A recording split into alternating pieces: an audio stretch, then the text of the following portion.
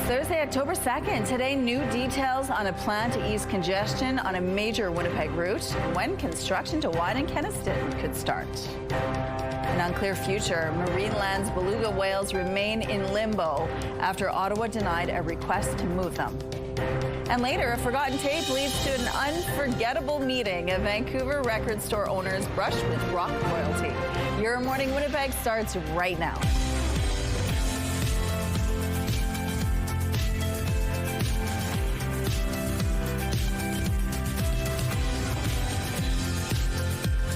Hello, Manitoba. Happy Thursday to you. Thank you so much for being with us here on Your Morning Winnipeg. We have a lot in the next 3 hours. Joseph Bernacki is live at Artbeat Studio. It's a really great place for people who are dealing with mental health issues to express themselves through their art. Well, they're having a special fundraiser, and we're going to tell you what that's about, as well as introduce you to some of the artists that have been part of their residency program. Nice. So we'll tell you that. But first, the weather. It's incredible. It's balmy even today. Yeah, honestly, I know. With these morning temperatures even, like, you're driving to work, you're driving in the dark, sure, but it's like, it's balmy. Look at that, 17 degrees. That's where we're sitting right now in Winnipeg. And there's just a few clouds out there. Honestly, it's kind of too dark to see them. The sun won't be up until 7:30. South winds, a little bit gusty this morning, up to 37 kilometers per hour. The pressure is rising and the humidity is sitting at 77%. So dark yet for the next hour or so, but these clouds will likely clear in the next hour or so. By the time we're seeing some sunshine this morning, it's pretty much going to be clear across the province. And when I say some clouds, honestly, it's just the last few of those clouds. Otherwise, pretty clear conditions, at least through the southern half of the province. You can see some heavier clouds right up along that more northern border. That's also where there's going to be a little bit of precipitation today. So expect things to be a little bit soggier across the north, but then pretty much central, southern Manitoba, just soaking up the sunshine for yet another day. And these well above seasonal temperatures, they're still expected to last through the rest of the week. I know we're down to a day left for the rest of the work week anyway. It will be cooling down for the weekend, so make the most of it, because not only are we going to see things cooling down, things are going to start to get a little bit soggy. There's likely to be some precipitation. Some areas might start to see this tomorrow. I think here in the southeast it's more going to be just on the cloudier side, but then overnight Friday and into Saturday, that's when we might see a little more of that precipitation. Taking us into Sunday, things will get not just a little soggy for the weekend. Some of the models are showing 30 to 50 millimeters of rain for Saturday through Sunday. So brace yourself for a little bit of a deluge and some cooler temps to come with it. Thank you, Terry. Kennaston Boulevard is a Winnipeg street used by thousands of motorists every day, and often they're stuck in traffic. And now new details are emerging about a $757 million plan to widen the road between Ness and Taylor. As CTV's Jeff Keel shows you, construction could get underway in 2027. Many drivers, the plan to widen Route 90 is long overdue. Because traffic is delayed all the time, it's slow, it's not moving. Now, construction could begin within the next couple of years to widen the roadway between Taylor and Ness. Absolutely. I live right there, and I tell you, it's just a snarl every single minute of the day.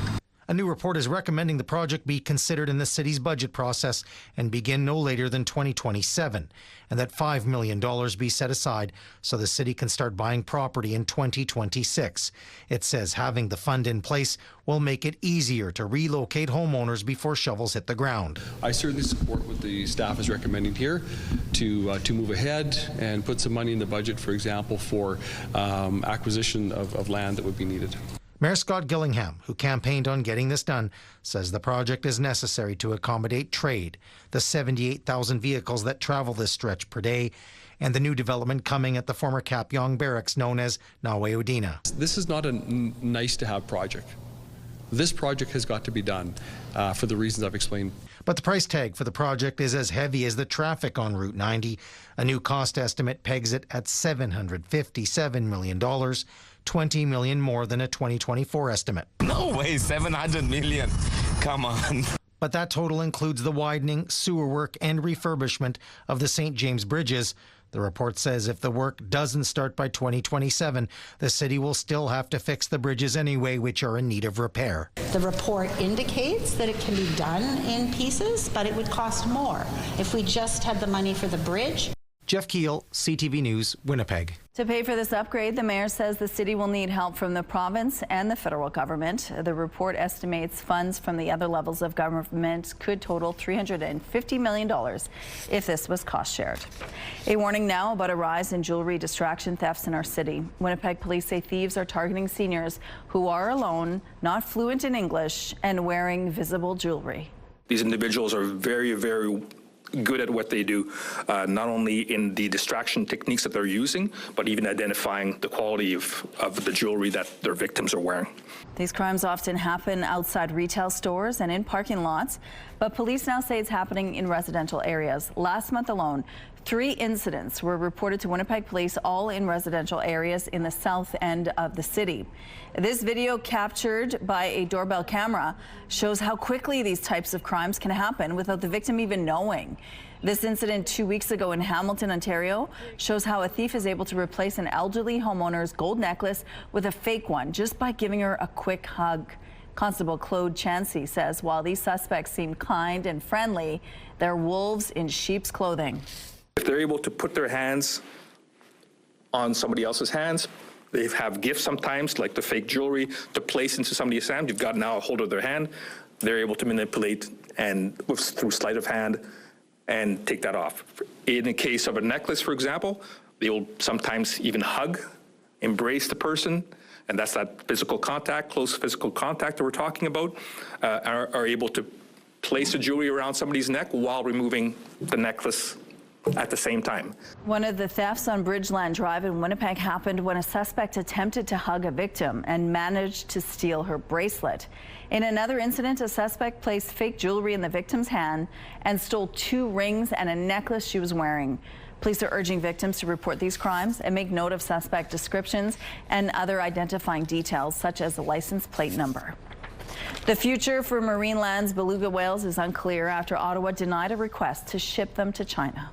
It is not okay to keep them in captivity for entertainment purposes. The zoo and amusement park near Niagara Falls had requested an export permit to send its 30 beluga whales to an aquarium in China, but it was denied by Ottawa as it would have prolonged the whales' captivity. In a statement, Marineland said it was profoundly disappointed and that the decision condemns the whales to an uncertain future with no ability to pay for their continued feeding and care. This Marineland location is closed. Animal activists say another option is to send them to a proposed sanctuary in Nova Scotia, but it's not open and has yet to receive the lease and approvals necessary. Crews in New York are inspecting an apartment building in the Bronx after part of it fell off in dramatic fashion.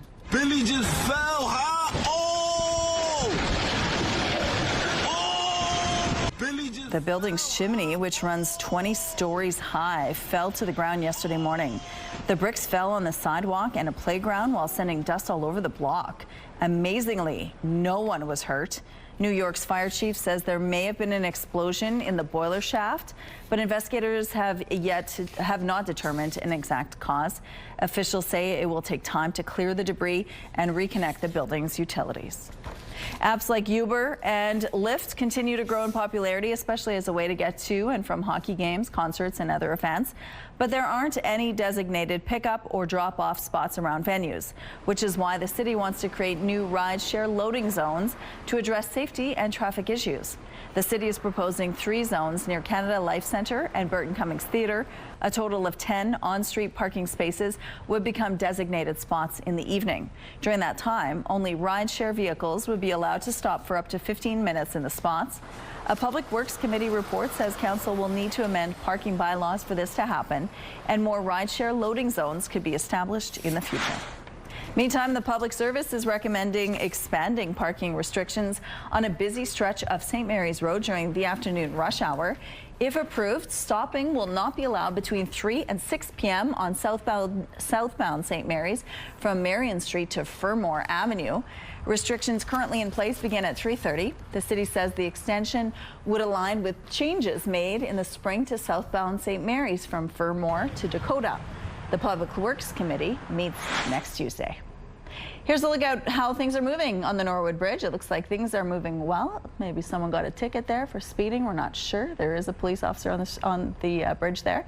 If you have any traffic tips or updates to share with us, text them to us at 10400.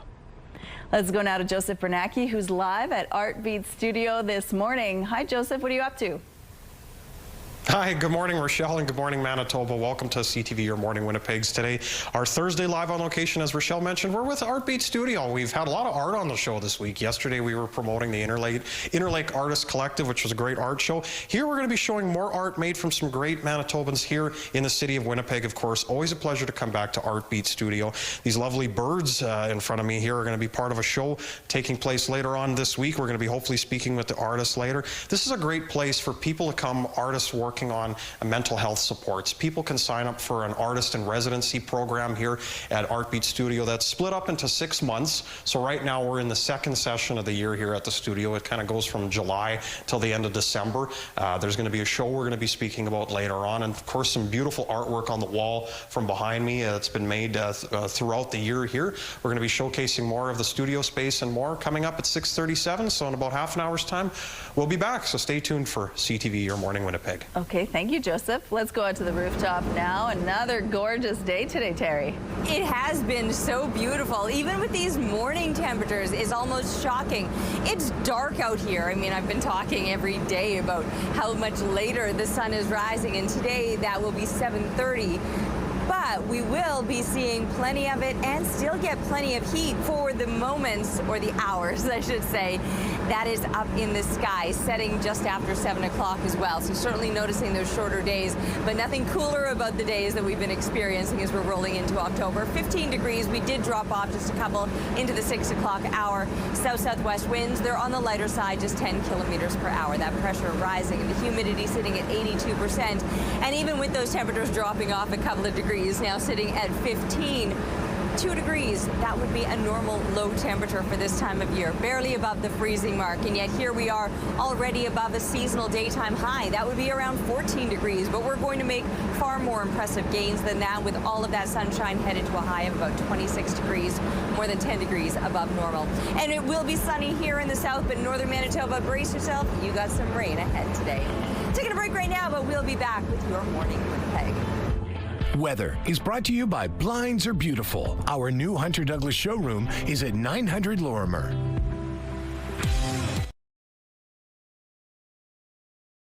Good morning. Manitoba communities impacted by this year's wildfire season can now receive financial help from the government. The province has officially launched a disaster financial assistance program.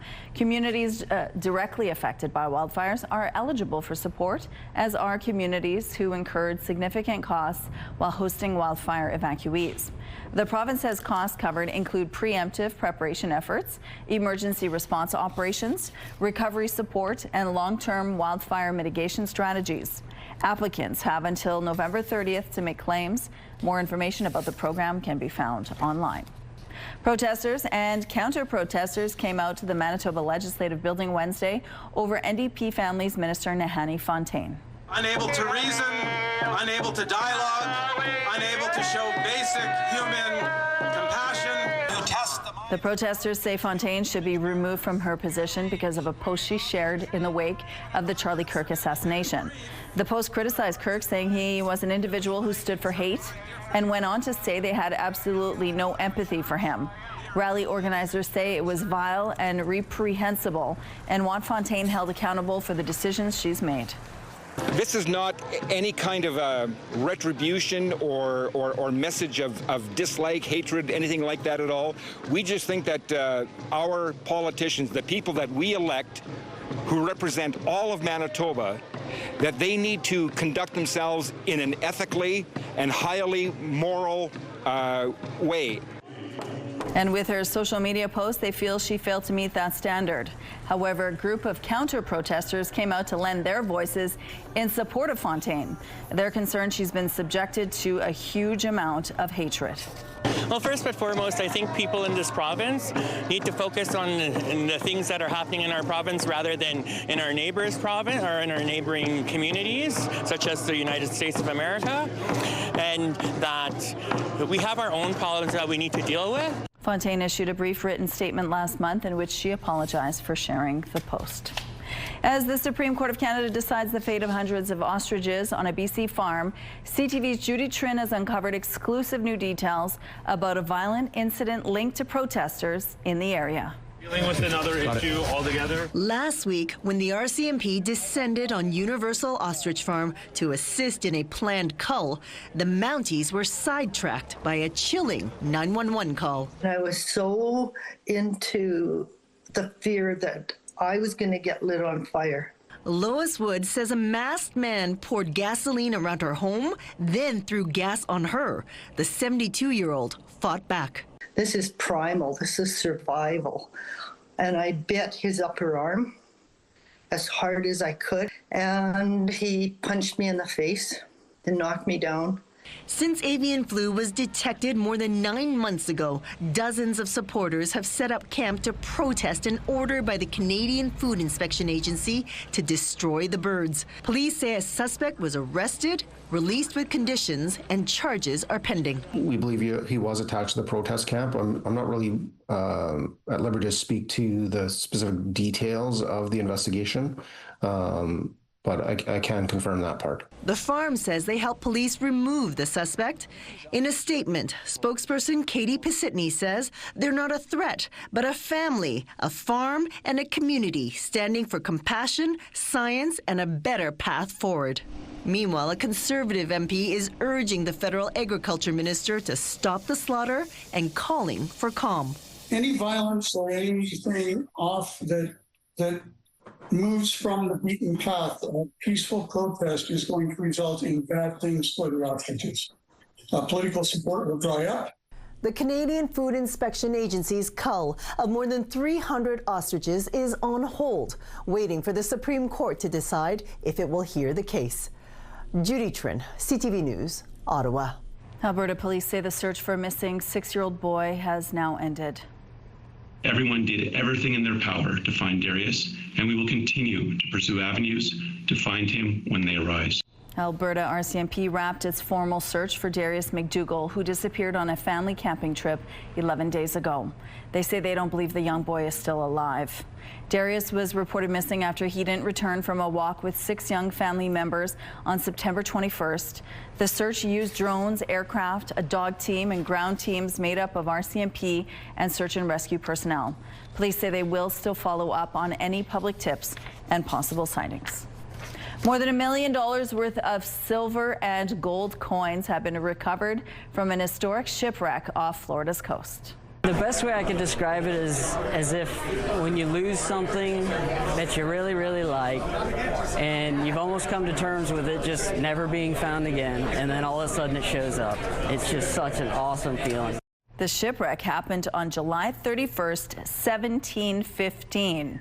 An estimated $400 million worth of gold, silver, and jewels were lost in the disaster.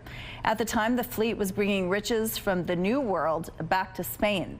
Queen's Jewels LLC owns the salvage rights to this wreck and say they're committed to preserving and studying the artifacts. There are already plans to have select pieces at local museums. Some road closures to remind you about this morning. The northbound median lane is closed on the Norwood Bridge. Wellington Crescent is closed from Lanark to Academy. And Wall Street is partially closed between Wellington Avenue and Notre Dame. At least one lane there will remain open at all times. If you have any other traffic tips to share with us, please text them to us at 10400. Traffic is brought to you by Mr. Lube Plus Tires. No appointment needed.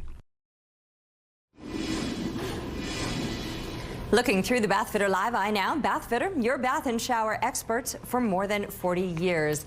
Just seeing the glow of the city lights at this point. It'll be another hour before we're seeing the glow of the sun. 7:30 is official sunrise, although we should start to see a bit of that day glow a little bit in advance of that. A few extra clouds this morning, though, and we're still waiting for those to clear. Still well above seasonal temperatures, especially because we did have those extra clouds overnight. They always act as a bit of a blanket of insulation. And so we're waking up in the mid-teens all through southeastern Manitoba. But you can see where it is clearer already. It's a little bit cooler throughout the southwest. Still, for the most part, above the seasonal 2 degrees. That is normal for low temperatures this time of year. We have not yet had a taste of that, but it's only a matter of time. things will be cooling down pretty much anything after today. Northern Manitoba, well above seasonal to kick things off for you. You've got more than clouds, though. There's even going to be some precipitation all across northern Manitoba. It never reads on the satellite image, but you can see the clouds. And you can see the clouds over Winnipeg as well in parts of the southeast, but they're already starting to track further to the east. Clearing expected as a result. Oops, we'll back up this way so I don't get run over by the bus. 18 degrees. These are like temperatures so far above seasonal that even by the time kids are just getting settled into their classroom, we're already well above seasonal. Daytime highs, 14 degrees normal for this time of year, but up to 23 by the time lunchtime rolls around, and 25 by the time they're coming home again, with mainly sunny conditions expected throughout the day today, and a high of 26 when it's all said and done. 25 for tomorrow. We're starting to see those extra clouds, and more than clouds, the rain will begin probably Friday night. That'll take us through the weekend when the temperatures continue to cool. The colors have been absolutely stunning, though, and thanks to Tanya for showing off this view out at Bird River. Keep the pictures coming, please, to Winnipeg Weather at CTV.ca. We're taking a break right now, but we'll be back with Your Morning Winnipeg.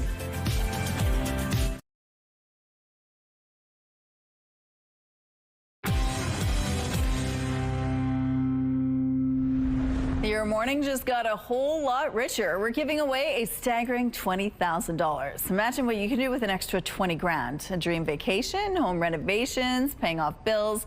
The possibilities are endless. Today's code word is holiday. Head to the contest page on ctvwinnipeg.ca or scan the QR code on your screen. Enter the code word holiday with your info for your chance to win CTV Your Morning Winnipeg's $20,000 giveaway. Good luck. There are many things in life that are more valuable than money. For one, Vancouver record store owner, a long-lost Beatles demo tape led him to an unforgettable meeting with his idol. CTV's Shannon Patterson reports.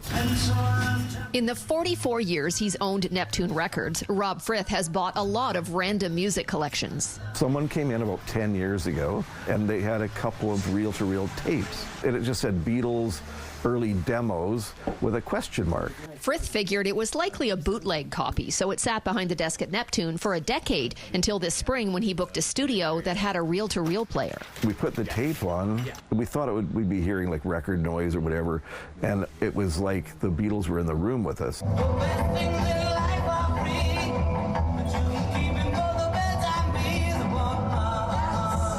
He posted videos of the 15-song demo on Instagram, and the story blew up. What we determined after researching everything and having it checked by professionals, we had the actual original master tape that the Beatles recorded January 1st, 1962.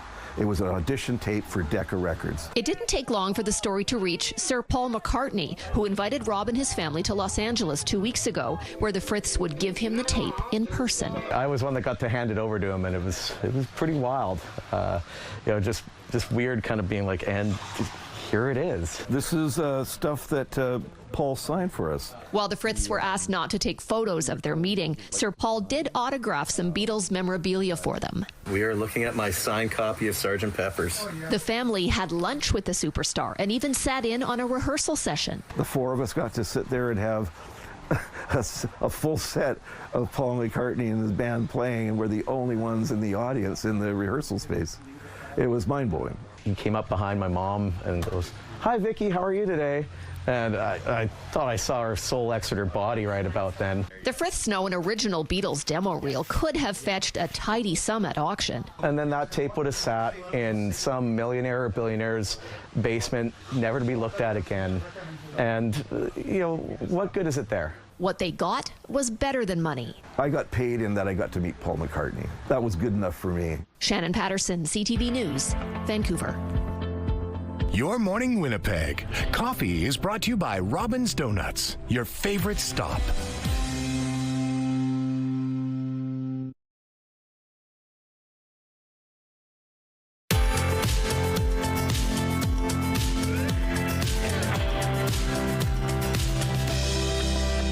It's It's a beautiful start to your morning. 15 degrees already. That is above a seasonal daytime high. It's going to continue to heat up today. We haven't even seen the sun yet, but that won't be long. Less than an hour to go now. It'll be rising at 7:30. 1 minute less than an hour. South-southwest winds are 10 kilometers per hour. The pressure rising and the humidity sitting at 82%. We will start to see the day glow in advance of that, especially now as these clouds are beginning to clear on out of the way. Northern Manitoba, though, you are going to deal with those clouds throughout the day today. They're going to be bringing some rain as well, so things will still likely be a little bit soggy throughout much of northern Manitoba.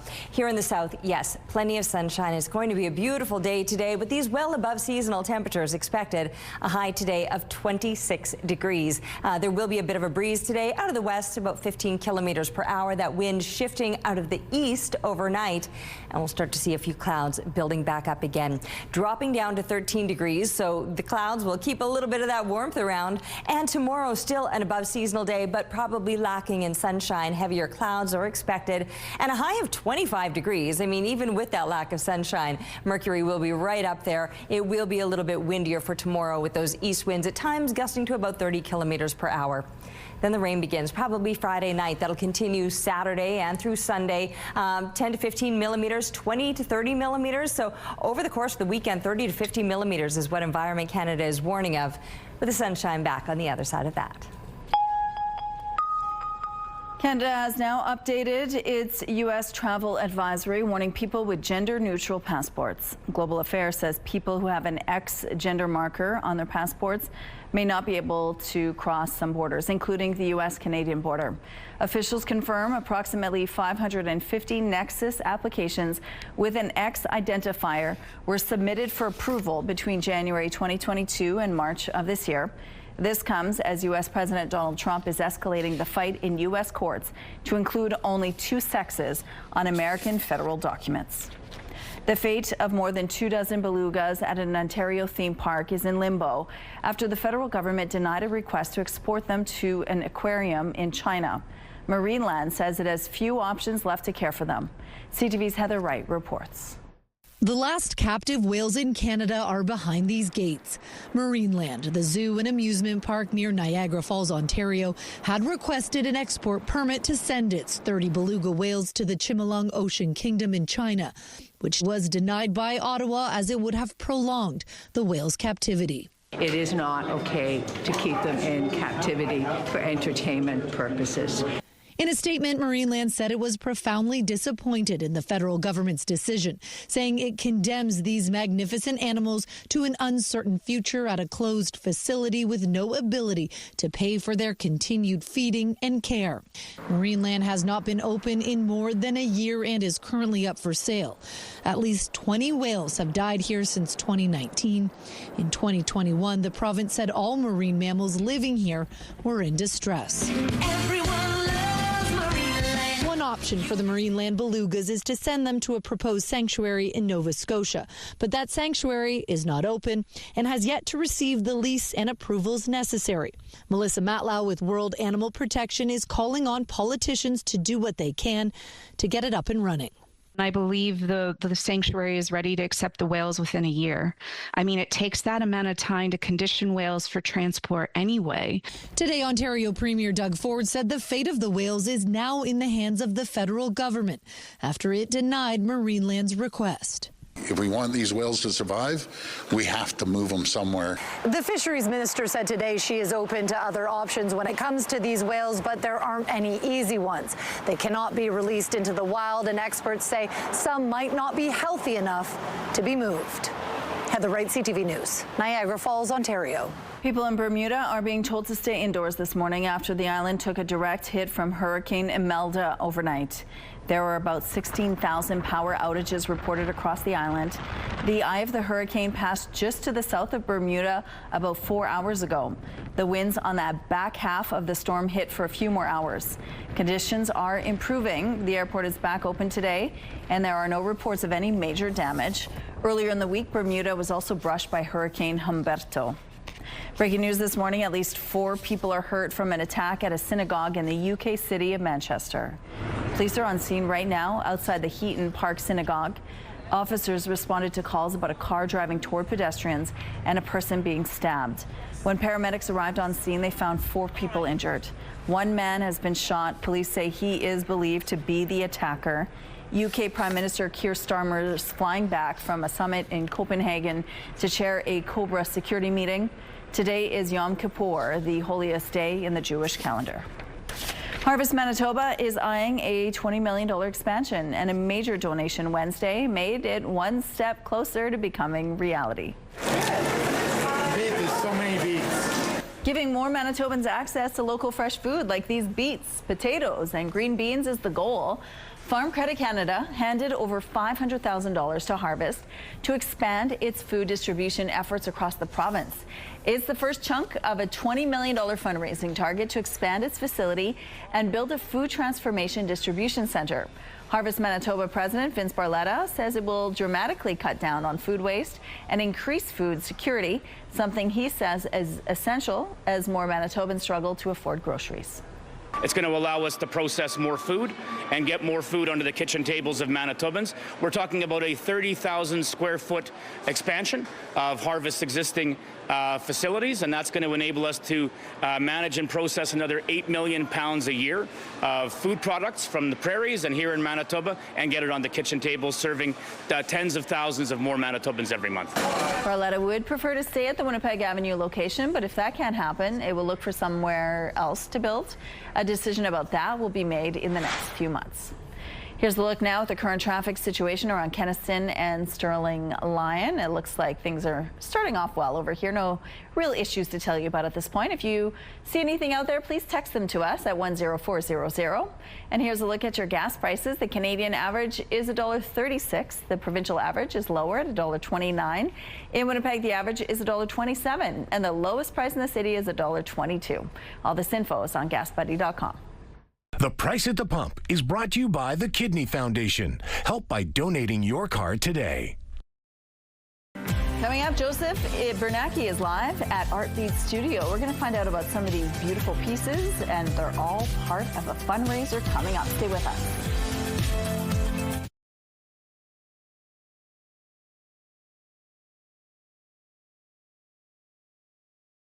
Weather is brought to you by ABC Fire and Safety, your CO2 refill store.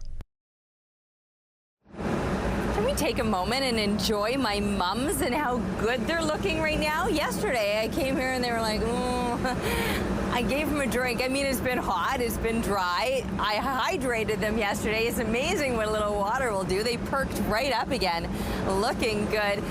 I think it's that reminder that we too should stay hydrated, because sometimes I feel like, and then I think, make sure, oh, we should drink some water, and everything plumps back up again. Anyway, 15 degrees. I'm still standing out here in the dark waiting for the sun to rise at 7:30, but 15 degrees is already above a seasonal daytime high. We're doing okay. The winds are light right now. They'll stay light throughout the day today, and it'll stay pretty sunny with the last of these clouds already beginning to clear out. Sunshine will then grace us through most of the day, warming us up into the mid-20s here across southern Manitoba, but it won't be making its appearance across much of northern Manitoba. The sun I'm talking about, you'll still get mild and above seasonal temperatures up north, but some heavier clouds and the rain that'll continue through most of the day today. So a little bit soggy up north. Here in the south, we're still soaking up the sunshine, but only for another day. Some clouds moving in overnight will last through tomorrow, and that'll be the end of the well above seasonal temperatures, as it does look to cool down ahead of a soggy weekend.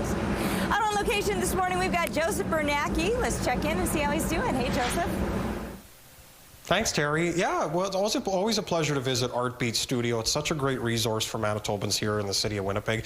Very pleased to be joined by their community arts project manager, James Dixon. Always a pleasure to have you on our show.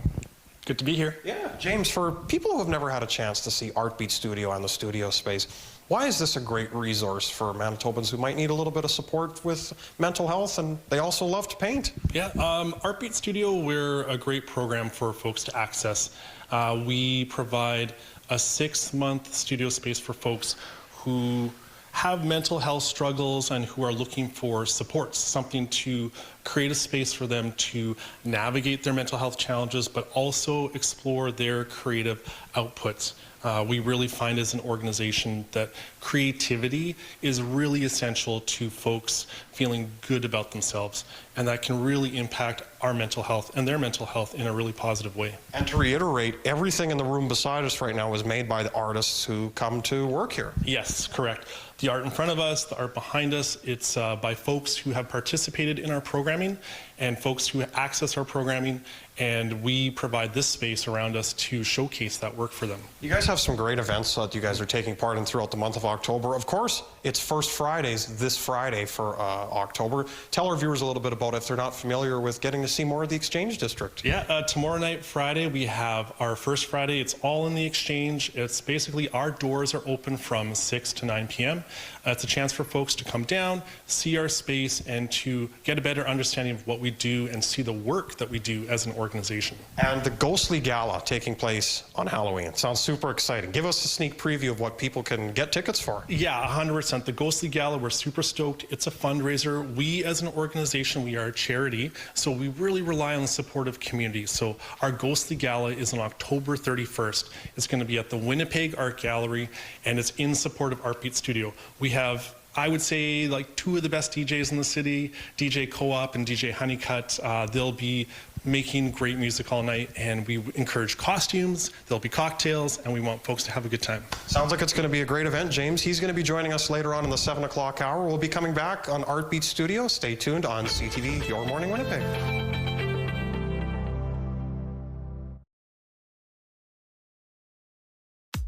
Looking at the early markets, the Dow Jones slipping slightly overnight. The Nasdaq is trending higher. The S&P index seeing small increases. The loonie is trading flat around 71.7 cents U.S. The Hang Seng jumping 431 points. The Nikkei index is up 385. Good morning. It is 6:46. Manitoba is eyeing an increase in the amount of money politicians get for security systems at their constituency offices. Legislature members currently get $4,400 for their offices, which are often in small storefronts accessible to the public. Talks are to begin with an all-party group that oversees politicians' expenses about a possible increase. A fire broke out this week at the Winnipeg office of Families Minister Nahanni Fontaine, while there have been 4 reports of small fires set at the office of Housing Minister Bernadette Smith since early August. St. Andrew's Lock and Dam is shutting down for the winter in a couple of weeks. The dam is closing to boaters on Tuesday, October 14th at midnight. Public Services Canada say water levels on both the Red and Assiniboine will fluctuate in the Winnipeg area and north to Lockport as a result. The process could be sped up if temperatures drop drastically in the next 2 weeks. Government officials warn property owners on the 2 rivers and their tributaries to protect their property. Officials also advise that graded areas below the dam could be closed if conditions become turbulent or dangerous. Once the graded areas are closed, they will remain so until spring. Striking Canada Post workers held a national day of action on Wednesday. Workers held rallies on Parliament Hill and across the country. The strike was called after Ottawa announced a series of service cuts aimed at putting Canada Post back on solid financial ground. The CEO of Canada Post has put out an open letter supporting the proposed measures. As the 2 sides dig in, provinces and communities are making backup plans. There may be some residents that are expecting a refund from us, some kind of a check from us. And if that's the case, they can actually get in touch with us through 311. The City of Halifax is making arrangements for homeowners to be able to pay their property tax bills. And starting today, people can pick up and drop off high-priority provincial government mail at Access Nova Scotia centres. Alberta has also activated its contingency mail plan. Alberta government offices will accept critical mail from Albertans and have it delivered to its proper destination, according to a government release. Officials say no stamps are required. PV Mart is now charting a comeback after closing all of its stores earlier this year. The farm goods retailer says it now plans to open between 7 and 12 stores. It will target Alberta first with late fall openings. The company says it will also eventually open locations in other markets in which it used to operate. A small group of volunteers recently rallied together to help free a deer in BC. It was emotional. There was random people walking by that were moved to tears. super cool. They met in Victoria to look for a deer that's been roaming the area tangled up in netting. They say they spent 6 hours finding and keeping watch on the animal while waiting for help to arrive. The blogger is hoping people will consider taking down any sport netting in their yard when it's not being used to prevent more cases like this one. This farmer really has people sorted out. People just love seeing a giant pumpkin. Elroy Morgan has been growing giant pumpkins for years. His biggest this year is between 1,700 and 1,800 pounds and is planning to enter it in a local competition.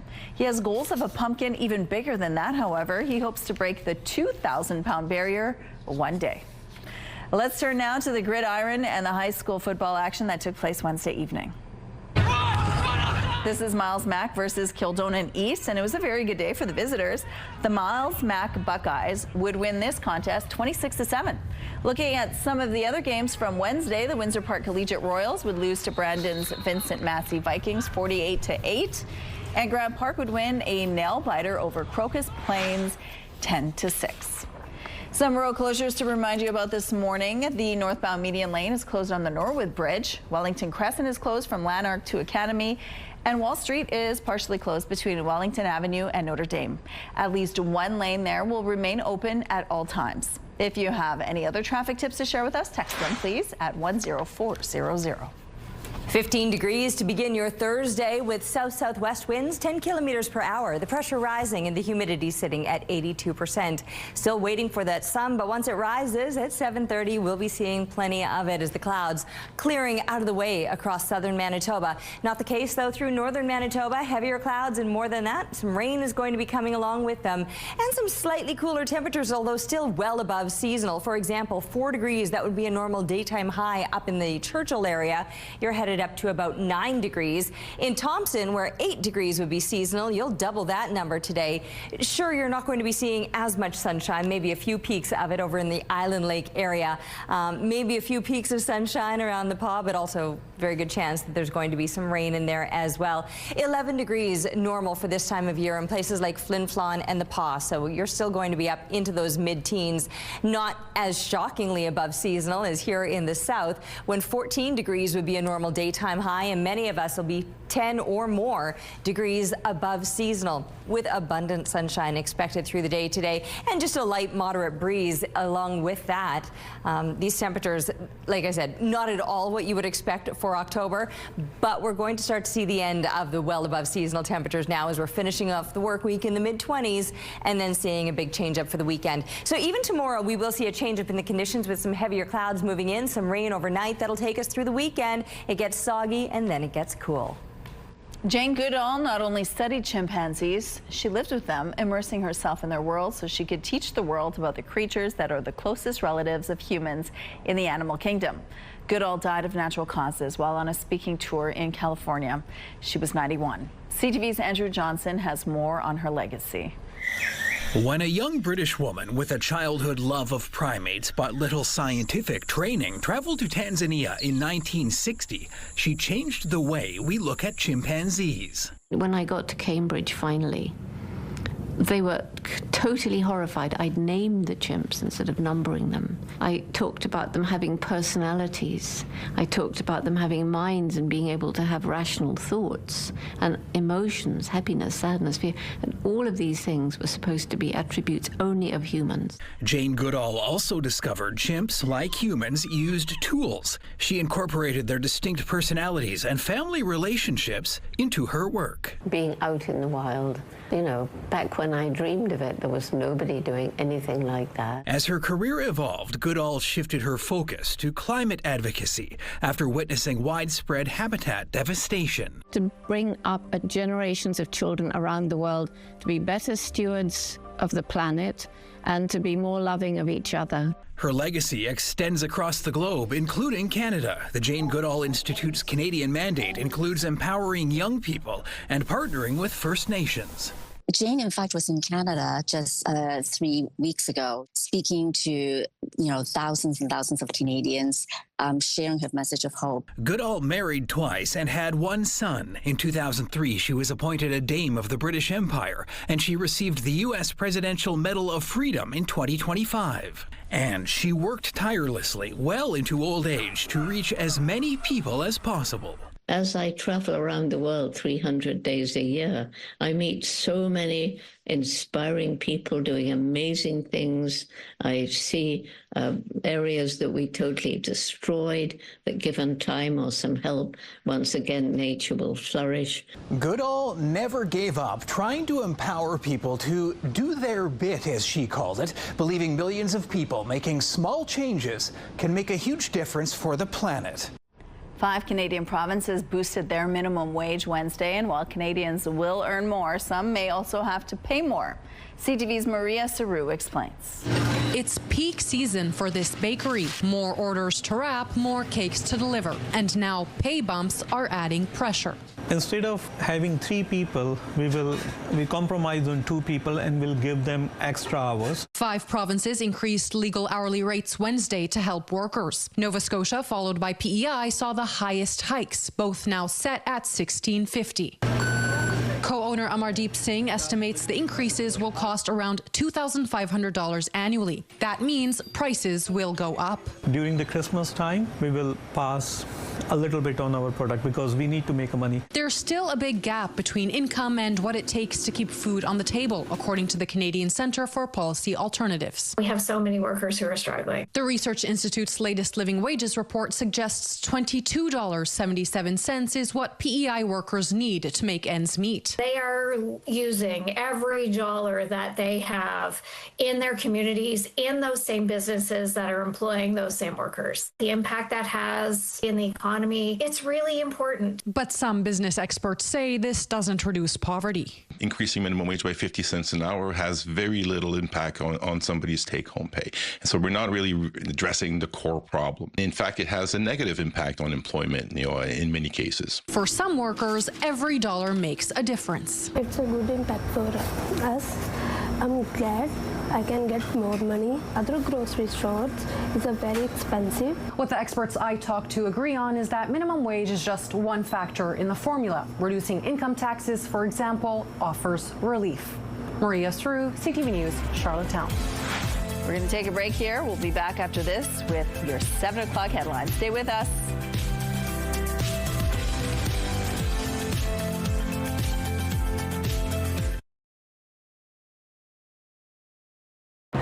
It's Thursday, October 2nd. Today, Kennaston expansion plan revealed a $757 million proposal to ease gridlock, but construction is still years away.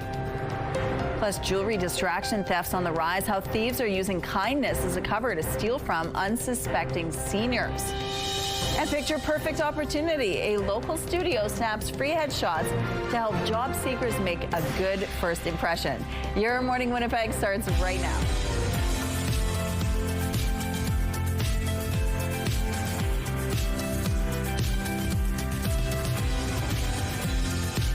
Good morning, Manitoba. Thank you so much for being with us here on Your Morning Winnipeg this Thursday morning. We have a lot to cover in the next couple of hours, including at 7:52 in our Community Connection. We're going to tell you about Meraki Theatre.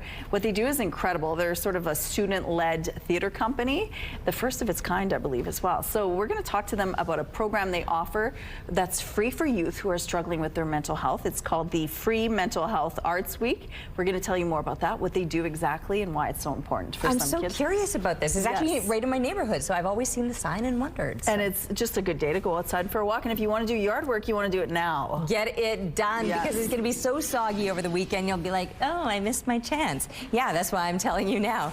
So it's beautiful out there this morning and well above seasonal. 15 degrees to begin the day, which is already above a normal daytime high. South-southwest winds right now, they're just 10 kilometers per hour. The pressure rising, the humidity sitting at 82%. It's looking a little bit brighter out there. Sun not officially up yet. 7:30, that's when the sun begins to rise, but we're already seeing the glow of it and how few clouds as they're continuing to clear out of the way. Not the case across northern Manitoba. More than clouds, you've got the rain. That's how today will play out. A little bit soggy all across northern Manitoba, but still above seasonal. I mean, mid-teens, not the mid-20s that we're going to experience here in the south, but above what you would expect for this time of year. Now that rain will last throughout the day across northern Manitoba.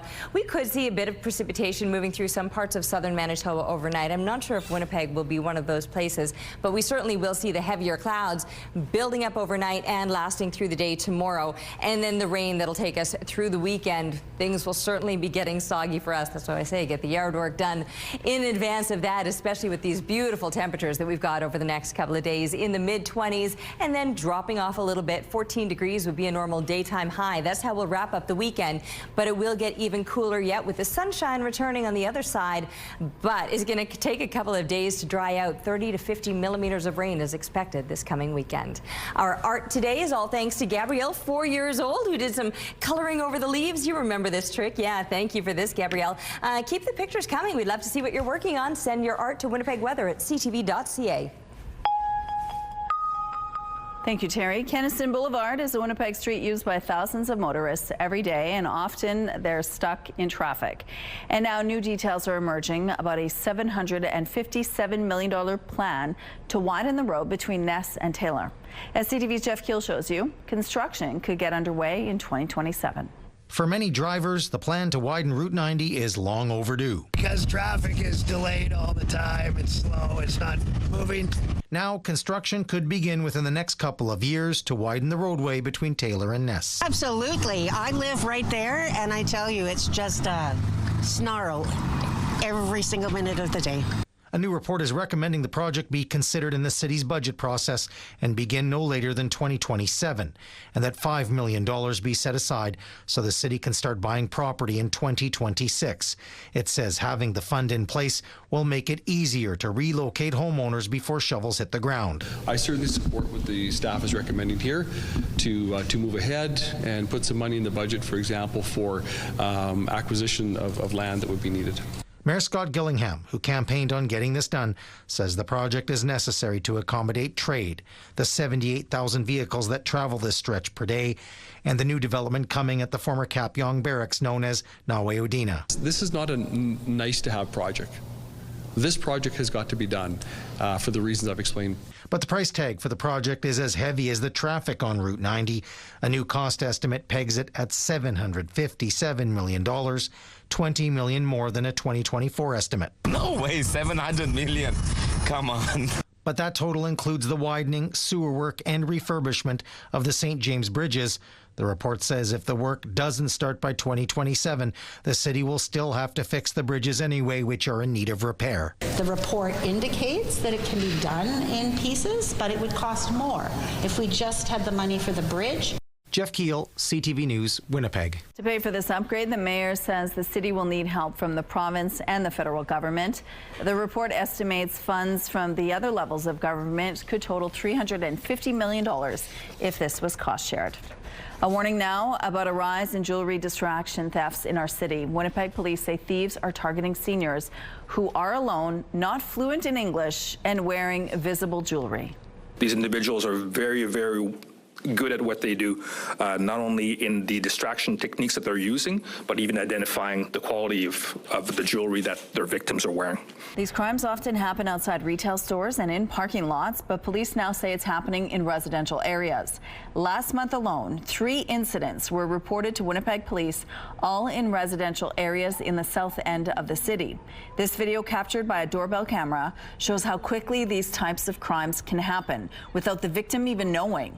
This incident 2 weeks ago in Hamilton, Ontario, shows how a thief is able to replace an elderly homeowner's gold necklace with a fake one just by giving her a quick hug.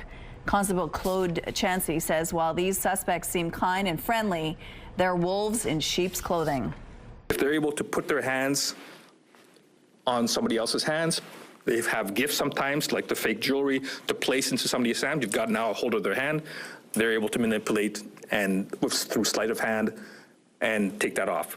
In the case of a necklace, for example, they will sometimes even hug, embrace the person, and that's that physical contact, close physical contact that we're talking about, are able to place the jewelry around somebody's neck while removing the necklace at the same time. One of the thefts on Bridgeland Drive in Winnipeg happened when a suspect attempted to hug a victim and managed to steal her bracelet. In another incident, a suspect placed fake jewelry in the victim's hand and stole 2 rings and a necklace she was wearing. Police are urging victims to report these crimes and make note of suspect descriptions and other identifying details such as a license plate number. Alberta police say the search for a missing 6-year-old boy has now ended. Everyone did everything in their power to find Darius, and we will continue to pursue avenues to find him when they arise. Alberta RCMP wrapped its formal search for Darius McDougall, who disappeared on a family camping trip 11 days ago. They say they don't believe the young boy is still alive. Darius was reported missing after he didn't return from a walk with 6 young family members on September 21st. The search used drones, aircraft, a dog team, and ground teams made up of RCMP and search and rescue personnel. Police say they will still follow up on any public tips and possible sightings. A local photography studio is offering a small but powerful tool to help level the playing field for people looking for a job. Don't worry about your expression. Let me just make sure these lights are looking real. 204 Photography in the Exchange District offered free headshots to people facing employment barriers, including new immigrants, asylum seekers, and people living with physical or mental disabilities. The studio provided up to 100 professional headshots at no cost.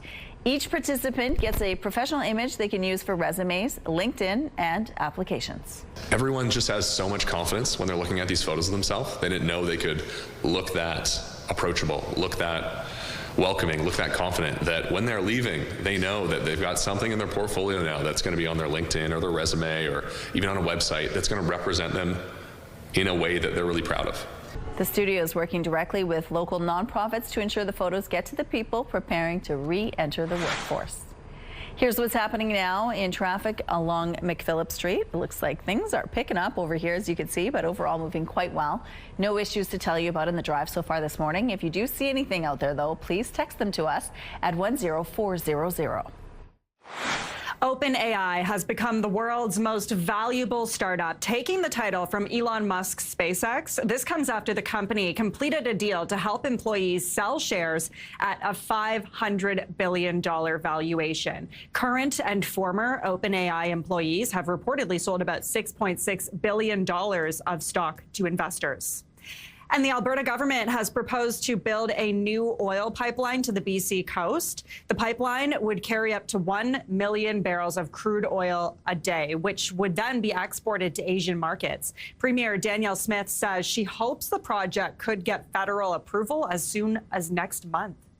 The European Union plans to hike tariffs on steel imports to 50%. That's according to a draft proposal that's seen by Bloomberg. The move will align the bloc's rate with the U.S. Currently, the EU has a 25% tariff in place on most imports. And those are your morning business headlines for BNM Bloomberg. I'm Lindsay Biscaya. Let's go back now to Joseph Bernacki, who's live at Artbeat Studio this morning. Lots of beautiful pieces there right now. Joseph, good morning. Good morning, Rochelle, and good morning, Manitoba. And yes, indeed, we've had a bunch of new ones just put on in the last few minutes to try and showcase as much as we can, made by many great Winnipeg artists here, of course, in the Exchange District. This is a great organization if people have never had a chance to come and see before. Of course, it'll be open for First Fridays tomorrow night here in the Exchange District. They've got a great event happening on Halloween, October 31st. It's the Ghostly Gala, with proceeds at the event that's taking place at the Winnipeg Art Gallery, all going back towards Artbeat Studio. A great organization that supports artists in need of mental health support, be it depression, be it living with isolation. People can come here for an artist in residence program that takes place over 6 months. We're in the second session right now, so coming up we're going to be speaking hopefully with one of the artists later on in the show, as well as some of the alumni that's created some of this beautiful art surrounding me right here in this space. We'll be back in about 20 minutes time, so keep it locked on CTV Your Morning Winnipeg. Thank you, Joseph. All right, let's go out to the rooftop now. It's going to be another gorgeous day, and get out there while you can and enjoy it. Yeah, exactly, because we're starting to see that slide into cooler, wetter weather, and the next couple of days will certainly be the best of what we've got left. 14 degrees is where we're sitting right now. That's down again from last hour, but 14 degrees would be a normal daytime high. A seasonal low for this time of morning, 2 degrees. we're doing okay. South winds, they're 13 kilometers per hour. The pressure rising, the humidity sitting at 87%. Sun will be up later this hour in about 20 minutes time at 7:30, and it is going to be a beautiful, clear day. I'm seeing the last few clouds just along that horizon, but it's been clearing out nicely overhead. And that'll set us up for plenty of sunshine, at least through central and southern Manitoba. For northern Manitoba, totally different story. You've got the clouds. There's rain falling right now. That'll continue on throughout the day today.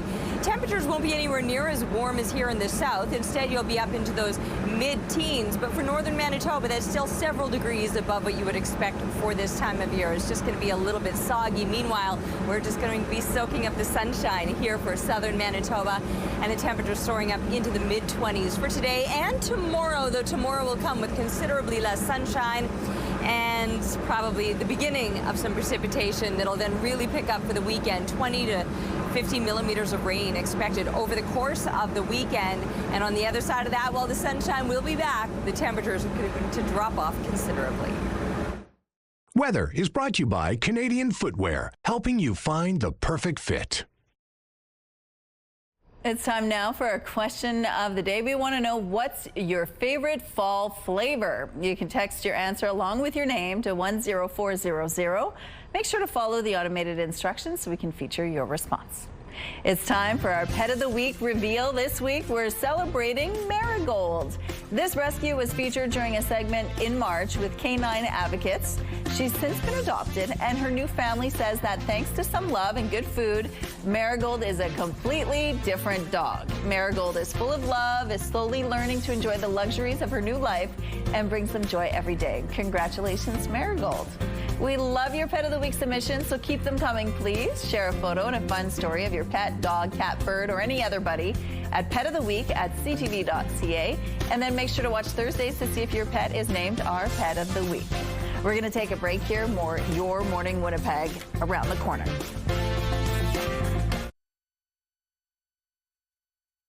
Good morning. The controversy around Nahani Fontaine and her sharing of a post criticizing Charlie Kirk following his assassination made its way inside the walls of the Manitoba legislature Wednesday.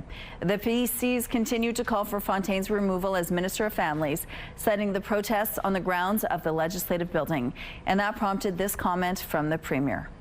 Go tell the people who are going to gather here this afternoon that you should not be protesting a Minister of the Crown's right to serve the people of Manitoba. And I would say to the goofballs out front, if you have an issue, you have an issue with me. I am the one who decided to keep this minister at the cabinet table. Premier Wamkanu defended Fontaine, saying she's a great minister and he doesn't believe in cancel culture.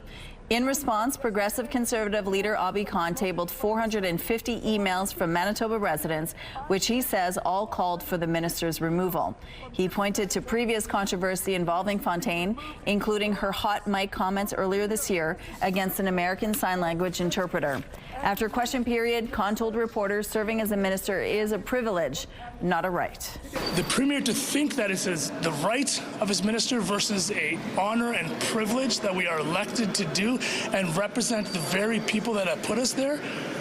This minister is the Minister of Families and Accessibility. Guys, how many more incidences do we have to have before this Premier does something? All this comes following recent acts of vandalism at Fontaine's constituency office. On Tuesday, there was a fire prompting an investigation by the Winnipeg Police Service's Major Crimes Unit. About a week prior, the windows of Fontaine's office were smashed. She not only studied chimpanzees, she lived with them, immersing herself in their world so she could teach the world about the creatures that are the closest relatives of humans in the animal kingdom. And Jane Goodall even spoke their language. That's good morning in chimpanzee. Goodall died of natural causes while on a speaking tour in California. She was 91. Here's a look now at the current traffic situation around Portage Avenue. Things are really light here, as you can see, overall moving quite well. If you see any problems out there, text them to us, please, at 10400. Traffic is brought to you by Curtis Carpets, Manitoba's flooring experts. Let's talk entertainment now. Burton Cummings will be performing in Winnipeg this fall in the theater that bears his name.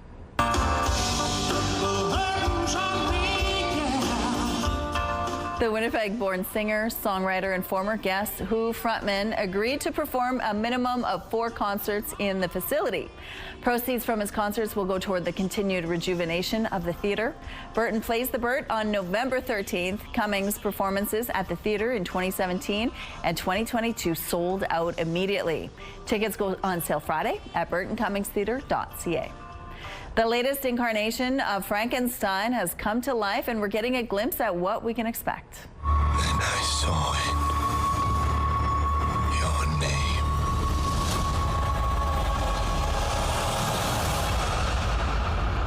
name. Victor Frankenstein. Guillermo del Toro is resurrecting Frankenstein with his own take on the Mary Shelley story.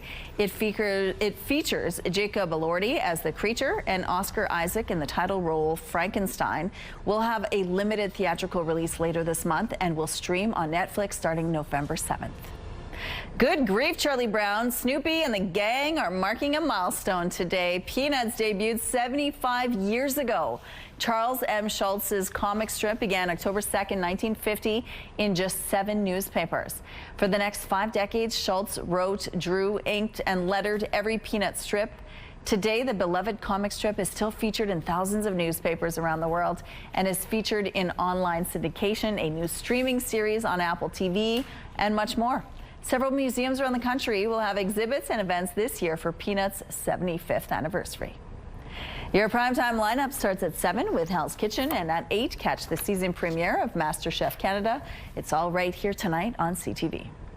And we're going to find out a little bit more about Masterchef Canada a little later. We're going to have the judges join us via Zoom, but really telling us all about the season, what we could expect this year. It's going to be great. How exciting. Maybe we'll get some tips for ourselves, Maybe. Right? Do you have any burning cooking questions? Not really. Okay. I'm not very good at it either way. I'll try. That's okay. We can absorb through the show. All right, taking a look outside through the Bath Fitter Live Eye. Bath Fitter, your bath and shower experts for more than 40 years. It is starting to look a little bit brighter, 10 minutes away from sunrise, or 9 minutes away, I suppose, at 7:30 this morning. And fairly clear conditions as the last of the clouds are moving out of the way. We do still have these clouds lingering across the far north. With those clouds, there will be some precipitation. Northern Manitoba in for a little bit of a soaking. Here through the rest of southern Manitoba, though, it is looking to be pretty good overall.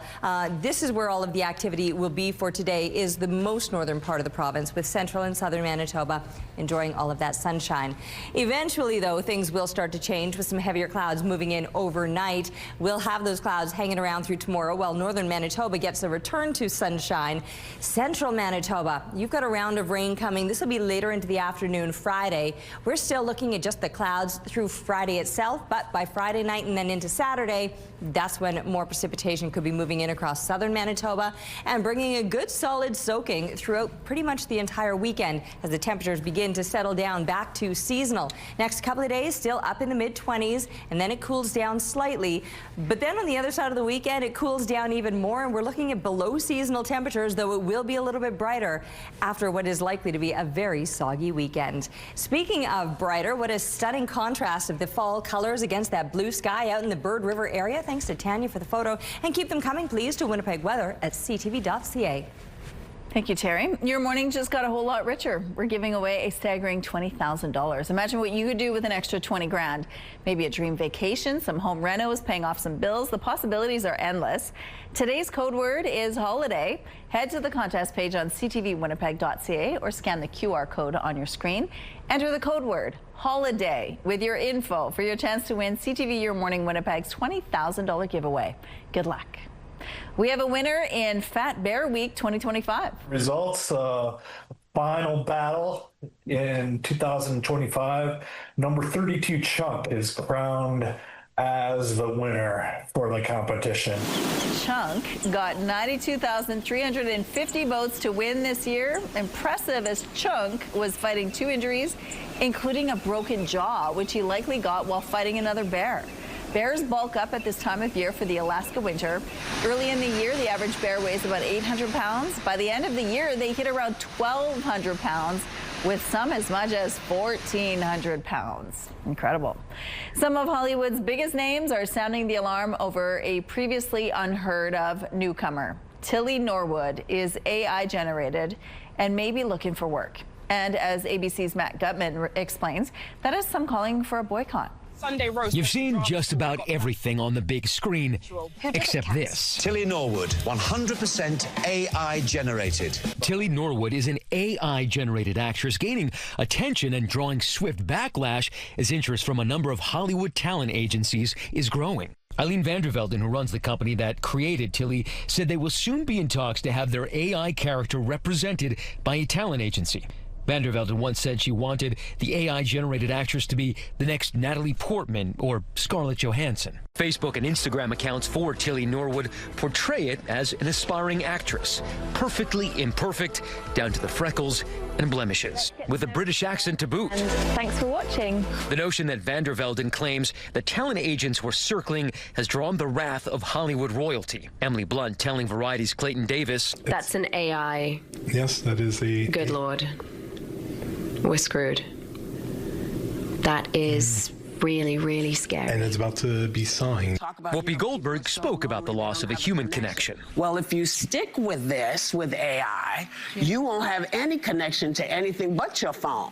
Hollywood's powerful actors union SAG-AFTRA with a statement saying creativity is and should remain human-centered. The union is opposed to the replacement of human performers by synthetics. The use of AI-generated actors and voices was a main concern of actors during their historic strike in the summer of 2023. Tilly is the first creation from Sequoia, the world's first AI talent studio. Responding to the controversy, Vandervelden saying, like many forms of art before her, Tilly sparks conversation, and that in itself shows the power of creativity. Well, thankfully, this piece of art is not created by AI. It's made by a real living person. We're going to find out more about this piece and how you can support real people, real artists. Stay with us.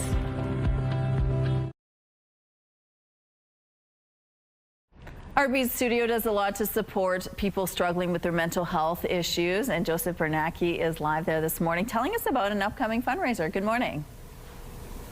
Good morning, Rochelle. Yeah, and good morning, Manitoba. If you're just joining us again, as Rochelle mentioned, we're with Artbeat Studio today. Always great to have another conversation with James Dixon. Thank you so much for your time again this morning. Thank you.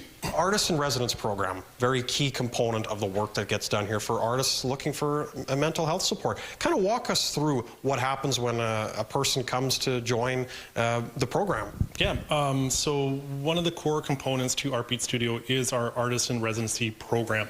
So that begins here. We do 2 intakes through the year, the first one from January till about July, and then July to December. And in that 6-month period, we bring in 6 to 8 artists who have a chance to access free studio space. And in that studio space, they have the opportunity to work on their art, sort of navigate their creative practice, but with an in-house studio facilitator. So this person is Lisa, and she's here to help artists navigate some of their work and to talk to people and to really explore components of their mental health and how that can integrate with the art practice that they have. And some of the resources are pretty great. You mentioned before we were live, James, on Thursdays, people have a chance to even work on, it's not just art on the wall, it's art in a jar via pottery. Talk to us a little bit about that. 100%, yeah. We have actually a pottery program that happens every Thursday. We have a pottery facilitator who comes in and they work with the artist to create ceramic pieces. It's something that folks maybe don't know that they can do, but once you sit down at a table with someone who facilitates, you realize, yes, this is actually a practice that I can do, and it's another creative outlet for folks. We're going to be speaking with one of the artists in residence coming up at 7:42, but the application for the deadline for next year, you want to advise people. Yeah, so the application deadline is coming up. It's October 24th, but one of the first steps, we love if you reach out, contact us, and have a tour of the space. That gives you a chance to see Artbeat Studio, get comfortable with what we do, and to feel familiar. And then after that, there's an application you can download online, and you fill that out, and before October 24th, and hopefully you get into the program. Always appreciate your time, James. We're going to be back at 7:42 from Artbeat Studio. Stay tuned for some more great conversations. Okay, thank you, Joseph. All right, bringing in Terry now. It's going to be a gorgeous day, but the rain is on the way. Yes, well, the rain is going to be event for northern Manitoba. But for us here in the south, central Manitoba, that's where we're really lucking in, is because we have one more day of gorgeous, clear conditions. Now, northern Manitoba will get back to that for tomorrow, and that's when the conditions will start to change up here in the south. Right now, though, yes, a clear sky and 14 degrees. The sun finally rising at this very moment. South winds 13 kilometers per hour, with the pressure rising and the humidity sitting at 87%. With 14 degrees, our lowest temperature, that keeps us well above seasonal. In fact, 14 is a normal daytime high. 2 degrees, that would be a seasonal low. So it is a mild one today, very much so. It's going to be beautiful. The wind's light, plenty of sunshine, and that sunshine will throw a whole lot of heat our way. Well above the seasonal 14, we're headed to a high of 26 degrees today, with winds out of the west at about 15 clicks, and that sunshine lasting throughout the day today. By evening time, though, we're starting to see a few clouds building up, dropping down to 13 degrees, which I mentioned is pretty much in that zone of seasonal daytime highs. Winds 15 clicks out of the east. They will be getting a little bit stronger tomorrow, and those heavier clouds are expected to last. But we're still going to notice the temperatures on the rise tomorrow, up into the mid-20s once again. That's how we'll finish off the work week. By the time the weekend rolls around, we're starting to see some precipitation, likely beginning Friday night, continuing throughout Saturday, Sunday as well, with even heavier rain expected, and 20 to 50 millimeters possibly throughout the entire weekend as far as accumulation goes. And then we will get the sunshine back. Cooler temperatures on tap, though, so enjoy this little blast of unlikely heat that you'd expect for this time of year. Thank you, Terry. Manitoba communities impacted by this year's wildfire season can now receive financial help from the government. The province has officially launched a disaster financial assistance program. Communities directly affected by wildfires are eligible for support, as are communities who incurred significant costs while hosting wildfire evacuees. The province says costs covered include preemptive preparation efforts, emergency response operations, recovery support, and long-term wildfire mitigation strategies. Applicants have until November 30th to make claims. More information about the program can be found online. UK Prime Minister Keir Starmer has condemned an attack near a synagogue in Manchester. This happened on Yom Kippur, the holiest day on the Jewish calendar. Additional police assets are being deployed to synagogues across the country, and we will do everything to keep our Jewish community safe. There is a heavy police presence outside the synagogue in Manchester's Heaton Park. At least 4 people were hurt in what police are calling a vehicle and stabbing attack. The suspect was shot by police. Manchester's mayor says he believes the attacker is dead, but that hasn't been confirmed. Prime Minister Starmer is on his way back to the UK from a summit in Copenhagen to chair a COBRA security meeting. Mass layoffs of U.S. federal workers are said to be imminent, with no end to the shutdown in sight. We are going to have to lay people off. We're going to have to save money in some places so that essential services don't get turned off in other places. The shutdown started yesterday after Republicans and Democrats failed to agree on a new spending plan. And there isn't much hope that either side is willing to compromise. A vote to end the shutdown failed just hours after it began, and the next attempt will happen tomorrow.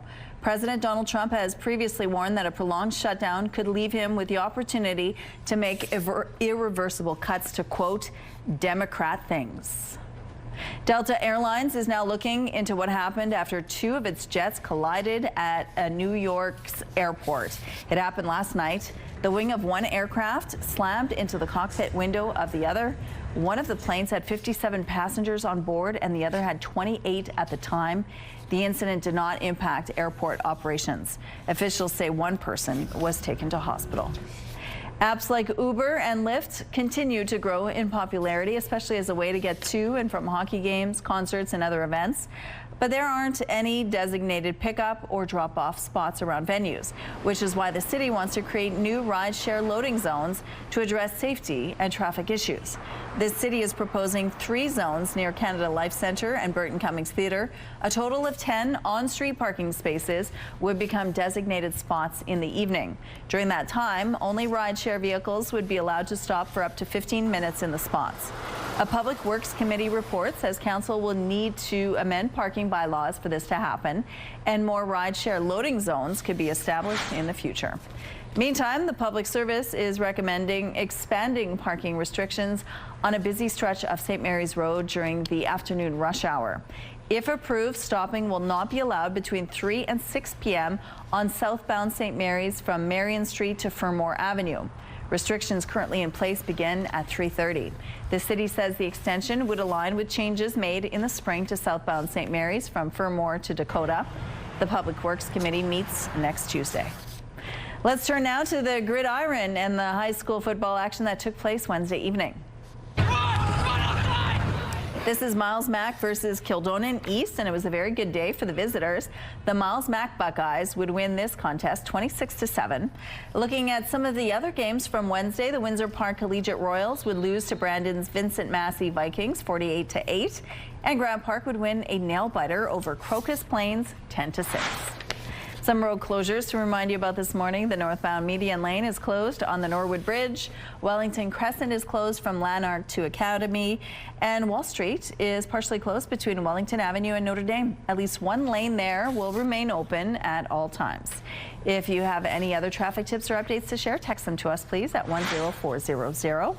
And here's a look now at your gas prices. The Canadian average is $1.36. The provincial average is lower at $1.29. In Winnipeg, the average is $1.27, and the lowest price in the city is $1.22. All this info is on GasBuddy.com. The Price at the Pump is brought to you by the Kidney Foundation. Help by donating your card today. Right now it's clear, it's 14 degrees. Your Morning Winnipeg back after this.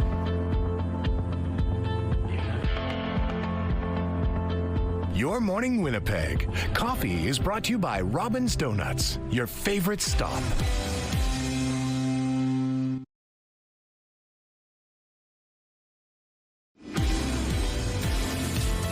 It's 14 degrees outside and bright and sunny now that the sun is finally up. South winds are 13 kilometers per hour with the pressure rising and the humidity sitting at 87%. We waited half the show for the sun to rise these days, but now we'll get to enjoy it for the rest of the day with very clear conditions expected all through central and southern Manitoba. For northern Manitoba, those clouds, they're going to come with some precipitation. It'll be a little bit soggy, but still above seasonal. Normal daytime highs in around the Churchill area, 4 degrees. You're headed up instead to about 9 degrees. 8 degrees would be seasonal in Thompson. You're going to double that number today. Yes, there will be some heavier clouds, probably a bit of rain expected as well. But these temperatures still warmer than you would expect for this time of year, with 11 degrees being a normal daytime high in places like Flin Flon, the Pas, where instead low to mid-teens are expected. All across southern Manitoba, this is where we're pushing up into the low to mid-20s, and 14 degrees would be a normal daytime high. We're going to spend the day with the sun shining over us, just a light breeze. It's going to be absolutely beautiful. This will be kind of the last of the really spectacular days. Tomorrow, we're still going to be above seasonal, but nowhere near as much sunshine. So soak it up while we've got it today, because we're going to get soaked. It's only a matter of days before rain sets in across southern Manitoba and probably lingers all weekend long. Northwestern Ontario, right there with us, mid-20 temperatures, looking good. Still feeling good for tomorrow, but the heavier clouds start to move in. And then with the clouds comes the rain, probably beginning Friday night. That'll continue throughout Saturday and Sunday.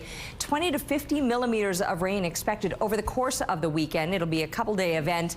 And then eventually getting the sunshine back again, but we're just not going to be getting that heat back. Not in the near future anyway, and then probably not in the longer future, because it's October after all, so we will start to slip below seasonal on the other side of the weekend. Thank you, Terry. Let's go now to Joseph Bernacki, who's live at Artbeat Studio this morning. We're going to meet one of the artists that has a residency there. Good morning.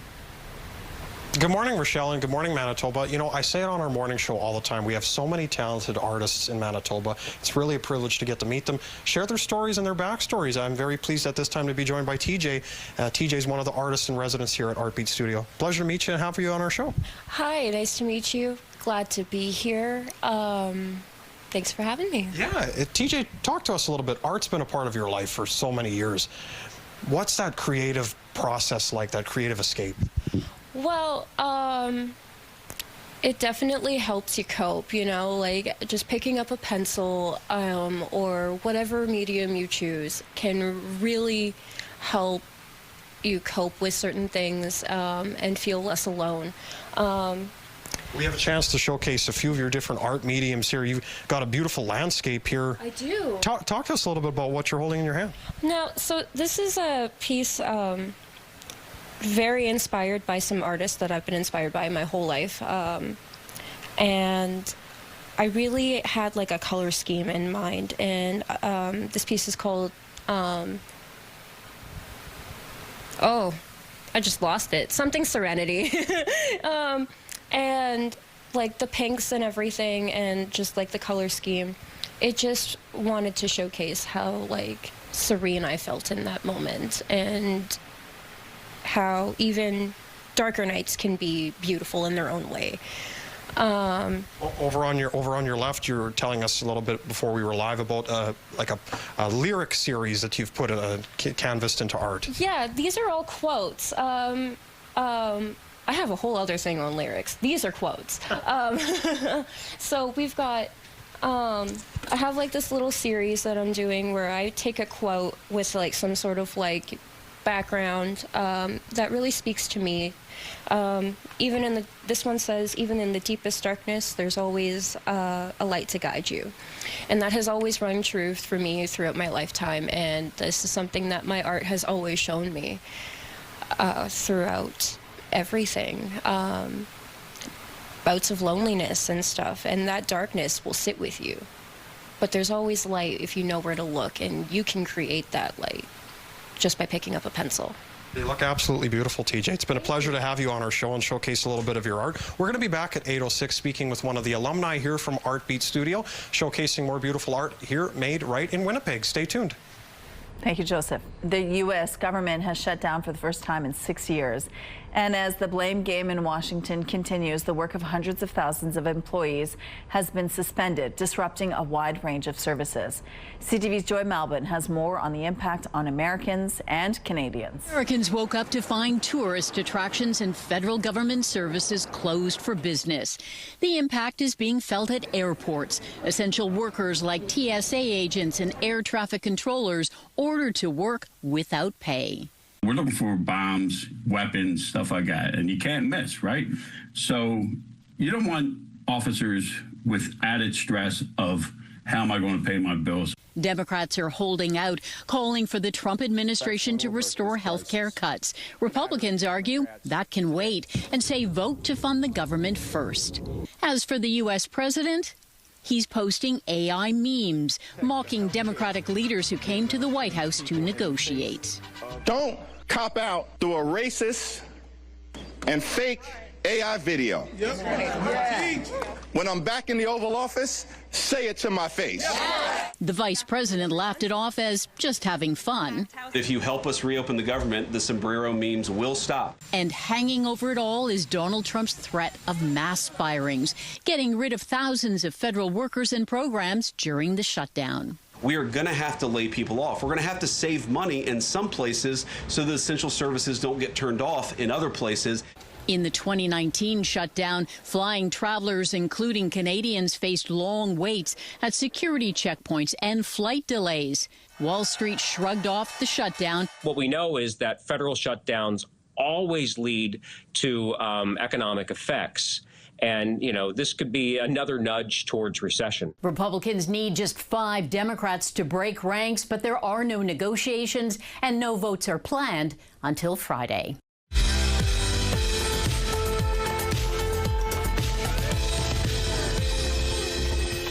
Let's see who's celebrating a milestone today. Happy birthday to brother Ivan from your siblings, wife, kids, and grandchildren. Happy 18th birthday, Abigail. Love mom, dad, Gabe, Colby, Addie Bell, and Lola. And a happy 10th birthday to Mila. Love mom, dad, Anna, and all the animals.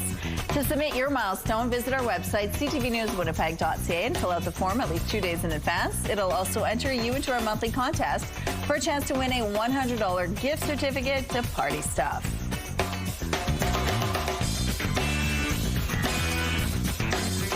Milestones is brought to you by Party Stuff. 3 Winnipeg locations and at partystuff.ca.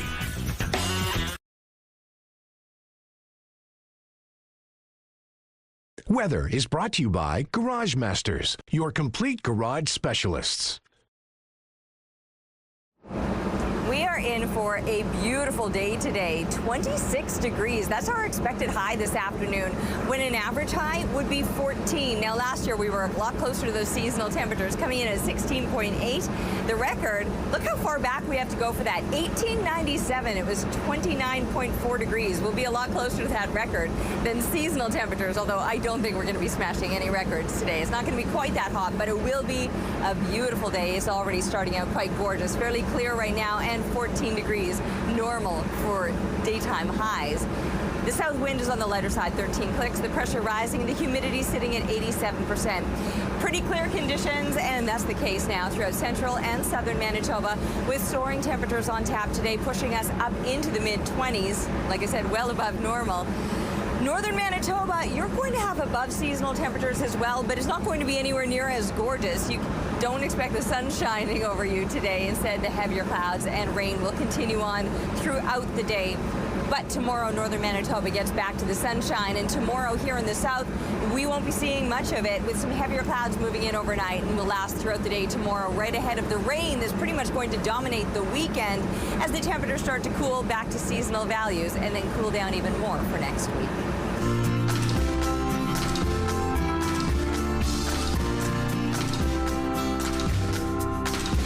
Meraki Theatre is a student-run theatre company in Winnipeg. Since 2021, after the loss of one of its students, the theatre company decided to offer free Mental Health Arts Week programming for youth between 7 to 18 years of age.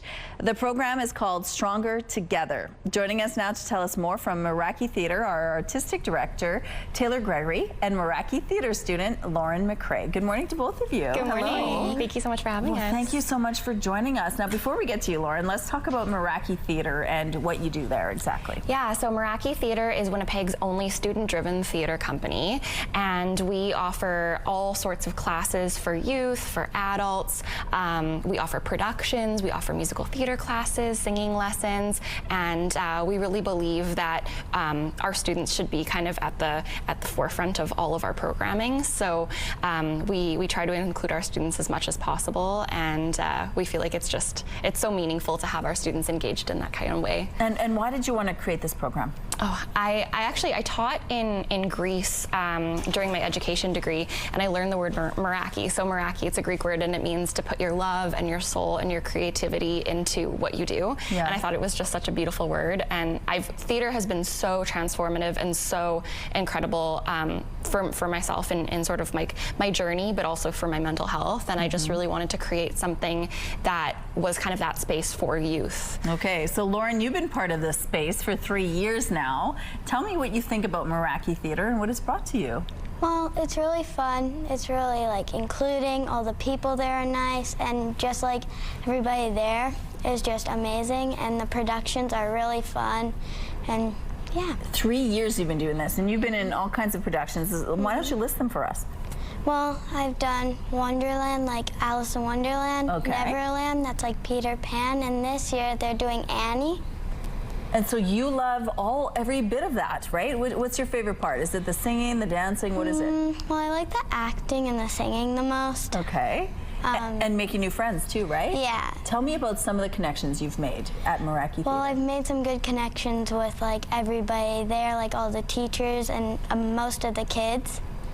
So does it help you with if you're struggling, if you're sad a day, or if you're having a hard week, going to the theater, does it help you to express that? Yeah, I go there and let's say I had a bad day, you go, your parents come to pick you up and you just feel way better. Yeah? Yeah. So it helps you, right, in so many ways? Yeah. Okay, let's talk. If someone's watching at home right now and they're thinking, you know what, maybe that is something I want to do, what would you tell them? Well, you should definitely sign up. Meraki is a great place if you like theater, dancing, and singing. It's just really nice, and all the people there are including. Oh my goodness, you're selling it so well. Let's talk about this week and what you want people to know about the week that is available for those who are struggling. Yeah, so Stronger Together, it's our free Mental Health Arts Week that we've been putting on every year since 2021.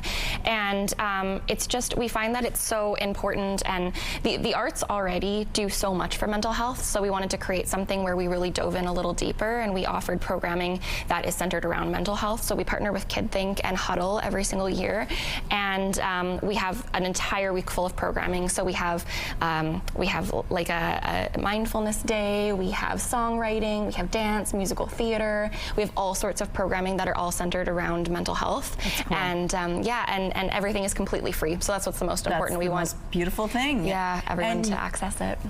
There are many spots available as well, so just so people know that as well. If they want to register, we have a link on our website. But also, Lauren, let's go back to the production that you're working on right now. You're in Annie, right? That's what you're working on. What's your character? Molly. Okay, so what's the most coolest thing about Molly? Well, I don't know most of the time, but I just like how I get to be like almost the younger sister of Annie. Okay. So that's really cool that I just get to be like hanging out with these people who are my friends like for most of the time on stage. Yeah. Well, you know what? Good luck in the production. Thank you so much for sharing this with us. And if you want more details, we do have a link on our website. Thank you. Thank you so much. Thank you. Community Connection is brought to you by Mr. Reuter Plumbing. Born to be a hero, trained to be a plumber. Hi, everyone. Mark Rowe inside the Sports Center newsroom with your must-see moment from Wednesday in Fort. We head to the pitch. UEFA Champions League. Villarreal taking on Juventus. Off the throw-in, the ball deflects off ahead. And check out Federico Gatti, who scores a beautiful bicycle kick. The defender buries his first goal of the Champions League in style for Juventus. And they needed it as this one would end in a 2-2 draw. Gatti also earning your must-see moment from Wednesday. Tonight on TSN. Week 5 in the NFL kicks up. Huge NFC West showdown between the 49ers and Rams. Coverage begins at 6 p.m. Central. That's all from the Sports Center newsroom. Have a great day.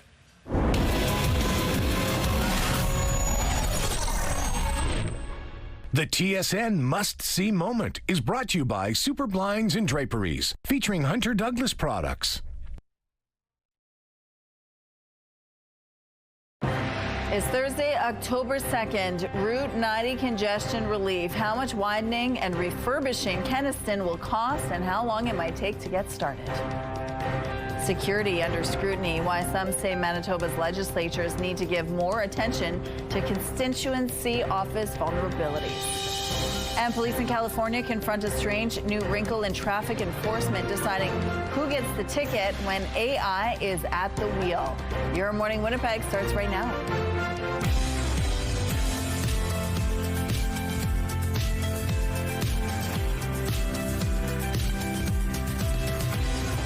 Good morning, Manitoba. Thank you for being with us here in this last 8 o'clock hour on Your Morning Winnipeg. Now we've got a lot in the next hour, including an update on what is it called? Masterchef Canada. Yes. The season premiere is happening tonight. It's the 8th season. They have a whole crew of new judges. So we're going to find out a little bit more on who the judges are and what you can expect from that show this season. Also, comedian Brent Butt is in Winnipeg this weekend at the Burton Cummings Theatre. So he's going to join us at that time to tell us a little bit more about what we could expect. He's a funny guy. His social media is hilarious. So we're going to talk a little bit about that as well. He better be funny. He's made a career out of it. He has. He really has. And he's amazing. Terry, I wanted to take my patio furniture away this weekend, but it's going to be raining. Oh, I know. So you're going to have to take it down tonight, maybe tomorrow. Tomorrow's still nice temperatures, but we're starting to see some heavier clouds. So that might be a good way to kind of say goodbye. You're like, oh, it's not as nice as it's been. It won't be as nice as today. Today, honestly, it probably won't get much better than this. 14 degrees is where we sit right now with south winds 13 kilometers per hour. The pressure is rising. The humidity sitting at 87%. I actually had plans to take down my patio furniture on Tuesday because I had the time, but then I sat out there and I was like, oh, I can't take this away. It was so gorgeous on Tuesday. And then yesterday I was like, oh, I'm sure glad I didn't take down my patio furniture yesterday. And today I'll probably be thinking the same. Sit out there and enjoy it while we've got it because the end will come. And then you're going to have wet patio furniture. You're like, I should have done this when it was nice.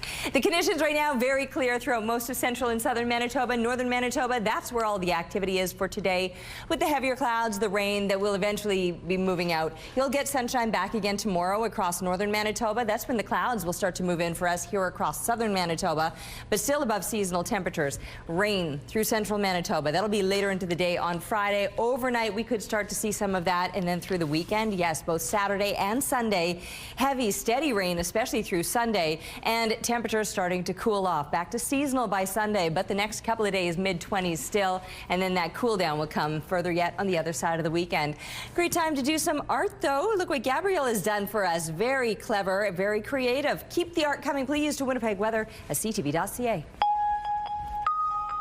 The thousands of drivers who travel along Kennaston Boulevard daily have come to expect slow traffic and regular bottlenecks, but relief may be on the way in the next few years as new details emerge about a $757 million plan to widen the road between Ness and Taylor. Absolutely. I live right there, and I tell you, it's just a snarl every single minute of the day. A new report is recommending the Kenaston widening and refurbishment project be considered in the city's budget process and begin no later than 2027, and that $5 million be set aside so the city can start buying property in 2026. It says having the fund in place will make it easier to relocate homeowners before shovels hit the ground. A new estimate pegs the total cost at $757 million, $20 million more than a 2024 estimate. Certainly support what the staff is recommending here to move ahead and put some money in the budget, for example, for acquisition of land that would be needed. The report says if the work doesn't start by 2027, the city will still have to fix the St. James bridges anyway, which are in need of repair. To pay for this upgrade, the mayor says the city will need help from the province and the federal government. The report estimates funds from the other levels of government could total $350 million if this was cost shared. Manitoba is eyeing an increase in the amount of money politicians get for security systems at their constituency offices. Legislature members currently get $4,400 for their offices, which are often in small storefronts accessible to the public. Talks are to begin with an all-party group that oversees politicians' expenses about a possible increase. A fire broke out this week at the Winnipeg office of Families Minister Nahanni Fontaine, while there have been 4 reports of small fires set at the office of Housing Minister Bernadette Smith since early August. Striking Canada Post workers held a national day of action on Wednesday. Workers held rallies on Parliament Hill and across the country. The strike was called after Ottawa announced a series of service cuts aimed at putting Canada Post back on solid financial ground. The CEO of Canada Post has put out an open letter supporting the proposed measures. As the two sides dig in, provinces and communities are making backup plans. Police in California have made a bizarre traffic stop that's kind of a sign of the times. They pulled over a Waymo autonomous vehicle for making an illegal U-turn. But if no one is behind the wheel, there's no one to ticket. California lawmakers are now working on creating rules for ticketing self-driving vehicles. Waymo is a subsidiary of Google's parent company, Alphabet. It says it's working on reprogramming cars so they don't make illegal moves like this in the future. Taking a look now at what's going on the St. James Bridge. It looks like things are moving quite well over here. No issues to tell you about, but there is a crash alert that we want to tell you about. A crash has closed Highway 210 in both near Municipal Road 31E. That's between Landmark and St. Anne. If you have any other traffic tips or updates to share, text them to us, please, at 10400. Let's go now to Joseph Bernacki, who's live at Artbeat Studio this morning. We've been talking about how important Artbeat Studio is with helping artists emerge and deal with some mental health issues. And we've met a few artists as well this morning. Good morning. We certainly have. Good morning, Rochelle, and good morning, Manitoba. You know, the organization has such a great legacy here, 24 years in the city of Winnipeg, and lots of alumni have come and gone on to have really successful and beautiful art. Very pleased to be joined by Luca Georgica. Luca went to Artbeat Studio in 2023. It's a pleasure to have you on our show. Thank you for having me. Yeah. Talk to me a little bit about what you got in your hand here on the table. Your love of pigeons is awesome. I find them really fun to look at. Talk to me about the connection that you have that's throughout much of your art. So a huge connection with my pigeons and my art is the community-based census of pigeons and how much community it brings to me. These ones wind up, and I'm gonna. They're pretty fun to look at. One day it doesn't wind up. The one we've picked is not moving, but this, okay, maybe this one in your hand will start winding up here. Okay. There we go, and off they race. This one will catch up when it's ready, but it's not its time. I just took its eyelash off But yeah, so my connection with pigeons and my art has been solely based on this show coming up starting tomorrow night. And it is, a Midsummer's Arts Dream and pigeons. And it's connecting pigeons with community, where pigeons belong to be in community. How excited are you to have your first show tomorrow? If people, if they're attending First Fridays, they can come on down to Artbeat Studio, see your work. How excited are you for tomorrow night is what I'm trying to say. I'm really nervous, actually. It's my first solo show, as I had mentioned earlier. So this is something that is gifted to you after a year of graduation. You can apply. I applied, got in, was really surprised. I'm really excited, actually. I'm very nervous. This is a years in the making, in between multiple different volunteer positions and getting ready for my last gender reassignment surgery. So, well, I'm excited for your show tomorrow, Luca. It's going to be taking place starting at 5:30 here at Artbeat Studio. We're going to be back for one more conversation supporting this great organization and a fundraiser. Stay tuned. Sounds good. Thank you, Joseph. There are many things in life that are more valuable than money. For one, Vancouver record store owner, a long-lost Beatles demo tape led him to an unforgettable meeting with his idol. CTV's Shannon Patterson reports. In the 44 years he's owned Neptune Records, Rob Frith has bought a lot of random music collections. Someone came in about 10 years ago, and they had a couple of reel-to-reel tapes. And it just said Beatles early demos with a question mark. Frith figured it was likely a bootleg copy, so it sat behind the desk at Neptune for a decade until this spring when he booked a studio that had a reel-to-reel player. We put the tape on. We thought we'd be hearing like record noise or whatever, and it was like the Beatles were in the room with us.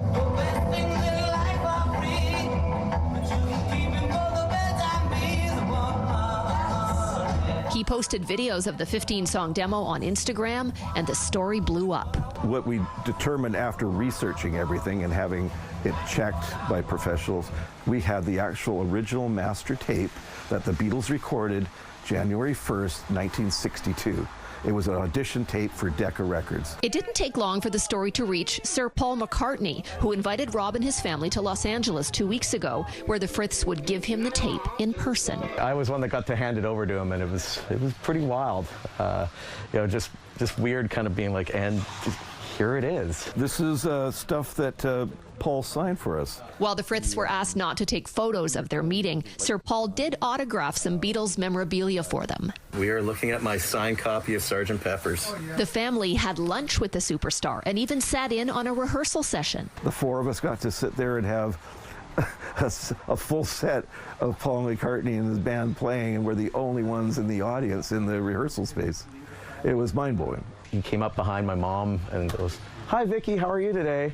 And I thought I saw her soul exit her body right about then. The Friths know an original Beatles demo reel could have fetched a tidy sum at auction. And then that tape would have sat in some millionaire or billionaire's basement, never to be looked at again. And, what good is it there? What they got was better than money. I got paid in that I got to meet Paul McCartney. That was good enough for me. Shannon Patterson, CTV News, Vancouver. Beautiful outside this morning as we're looking out through the Bath Fitter Live Eye. Bath Fitter, your bath and shower experts for more than 40 years.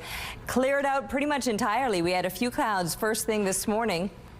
They're long gone, and it's a beautiful start to the day with these well above seasonal temperatures no matter where you are.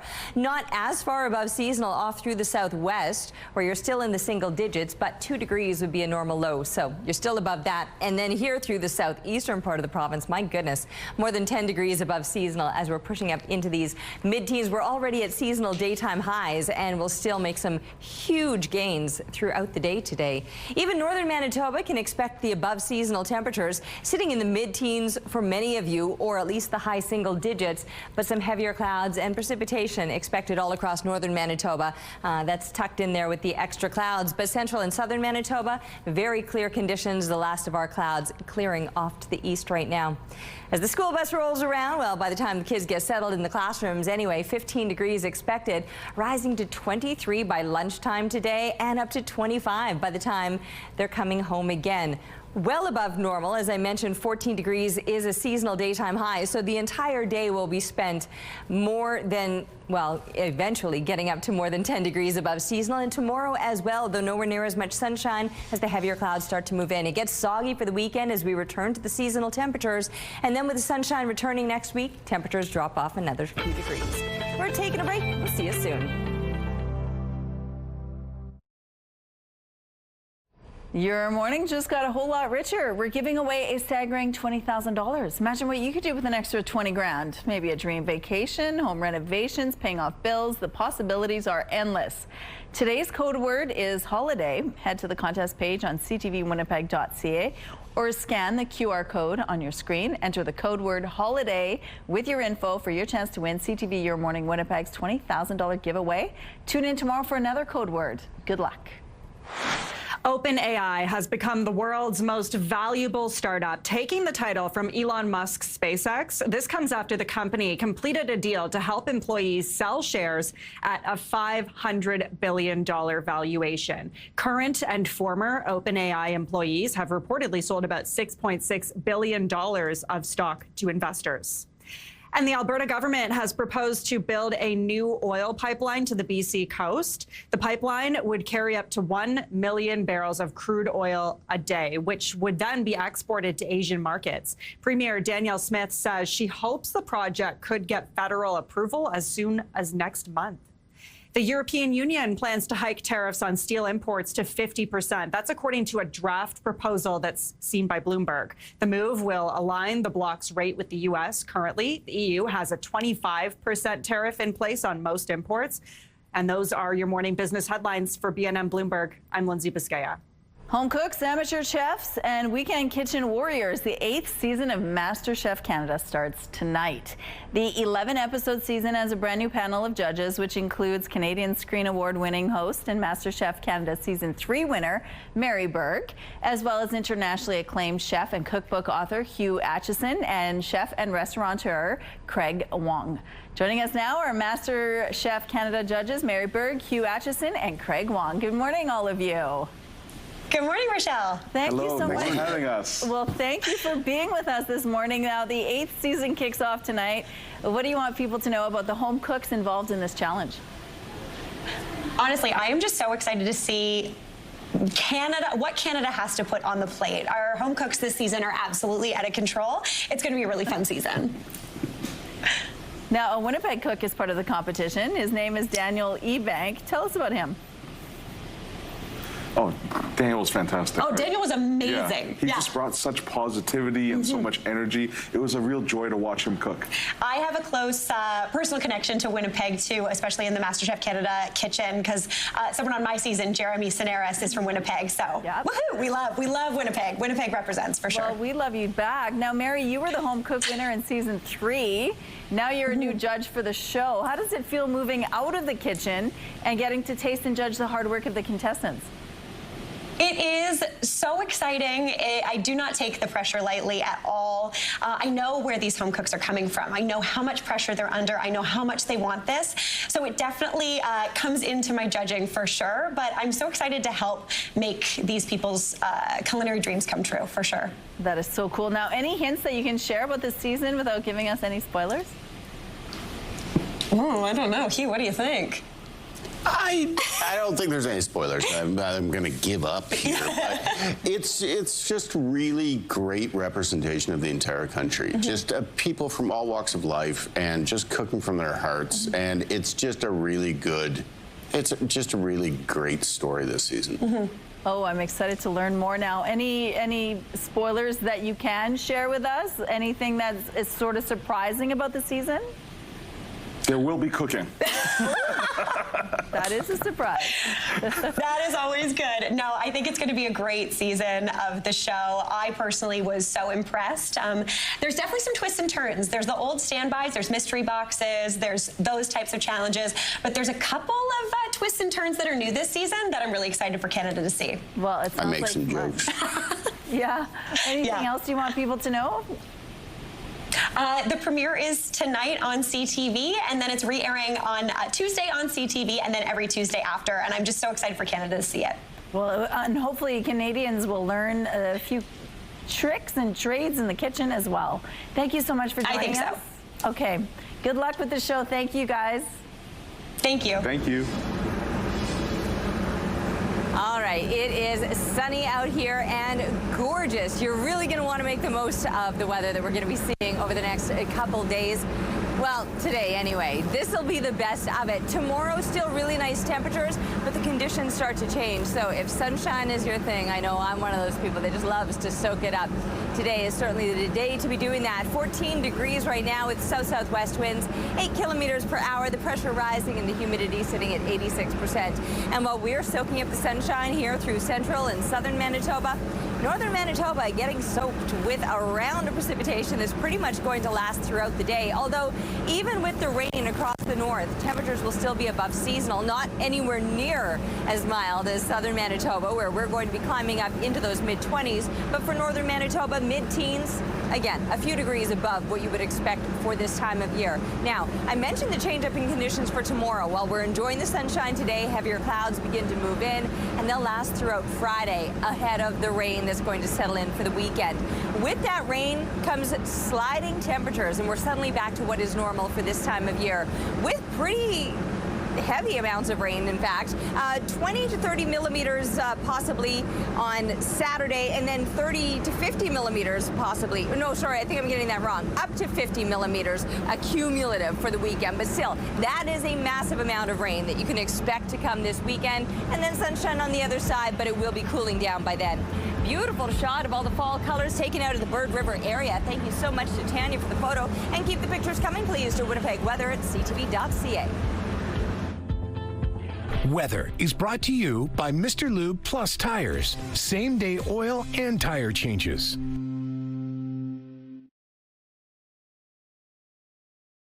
Some of Hollywood's biggest names are sounding the alarm over a previously unheard of newcomer. Tilly Norwood is AI generated and may be looking for work. And as ABC's Matt Gutman explains, that has some calling for a boycott. Sunday roast. You've seen just about everything on the big screen, except this. Tilly Norwood, 100% AI generated. Tilly Norwood is an AI generated actress gaining attention and drawing swift backlash as interest from a number of Hollywood talent agencies is growing. Eileen Vandervelden, who runs the company that created Tilly, said they will soon be in talks to have their AI character represented by a talent agency.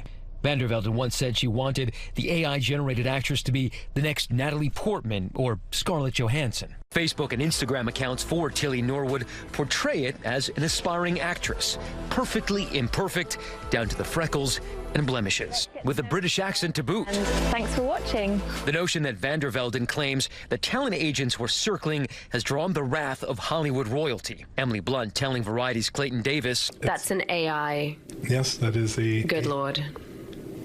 We're screwed. That is really, really scary. And it's about to be signed. Whoopi Goldberg spoke about the loss of a human connection. Well, if you stick with this, with AI, you won't have any connection to anything but your phone. Hollywood's powerful actors union SAG-AFTRA with a statement saying creativity is and should remain human-centered. The union is opposed to the replacement of human performers by synthetics.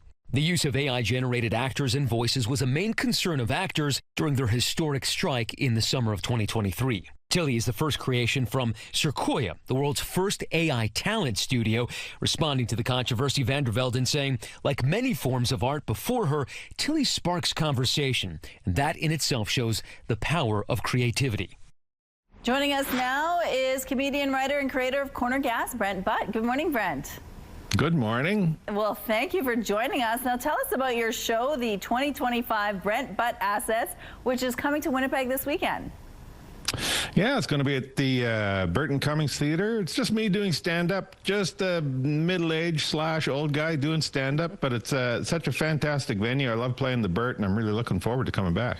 Well, we're looking forward to having you back. Now, most Canadians know your funny and warm show, Corner Gas, of course. It was named Funniest Show on TV by TV Guide readers.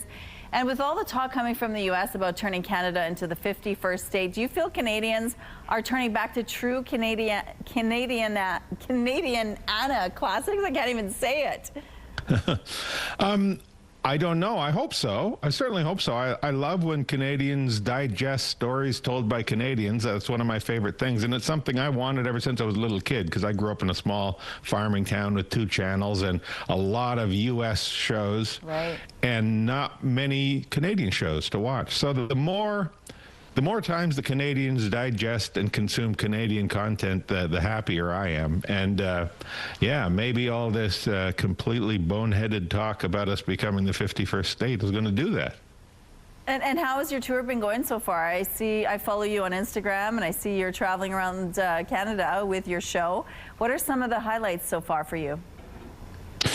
I played an outdoor amphitheater in New Brunswick in St. Andrew, and at first I was kind of concerned because it was a daytime show. It started at 5:30. The sun was high. You're outdoors. It's always tricky to do comedy in that environment, but it was this great amphitheater with a natural tiered seating from the lawn, and the show was fantastic. Beautiful.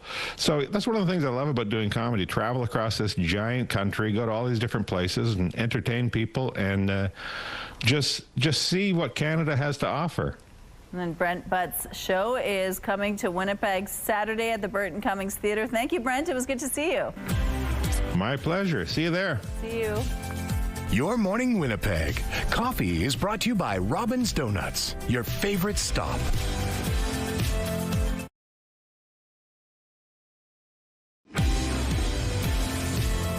It's a beautiful start to your Thursday morning, 14 degrees and plenty of sunshine, just a light breeze out of the south-southwest. It's just 8 kilometers per hour with the pressure rising and the humidity sitting at 86%. A gorgeous day ahead through central and southern Manitoba. Nothing but sunshine. It's looking good, although it looks like we just have a little bit of shower activity popping up right along that southern line there. But a lot more activity moving through parts of northern Manitoba. Some heavier clouds and showers expected pretty much all across northern Manitoba, but still above seasonal temperatures. Nowhere near as warm as what we'll see today, but mid-teens throughout the north and then mid-20s here through southern Manitoba, when 14 degrees would be a normal daytime high. And we're already above that, making some very impressive gains today, up to 26 degrees with the sunshine and the winds on the lighter side out of the west, up to about 15 kilometers per hour. Those winds will likely be shifting then overnight out of the east as the clouds build up. But overnight, our temperatures dropping just into the mid-teens again, or low teens, I suppose. 13, our expected drop overnight. And then for tomorrow, we're back up into the mid-20s once again. There won't be anywhere near as much sunshine for tomorrow, so prepare yourself for the extra clouds.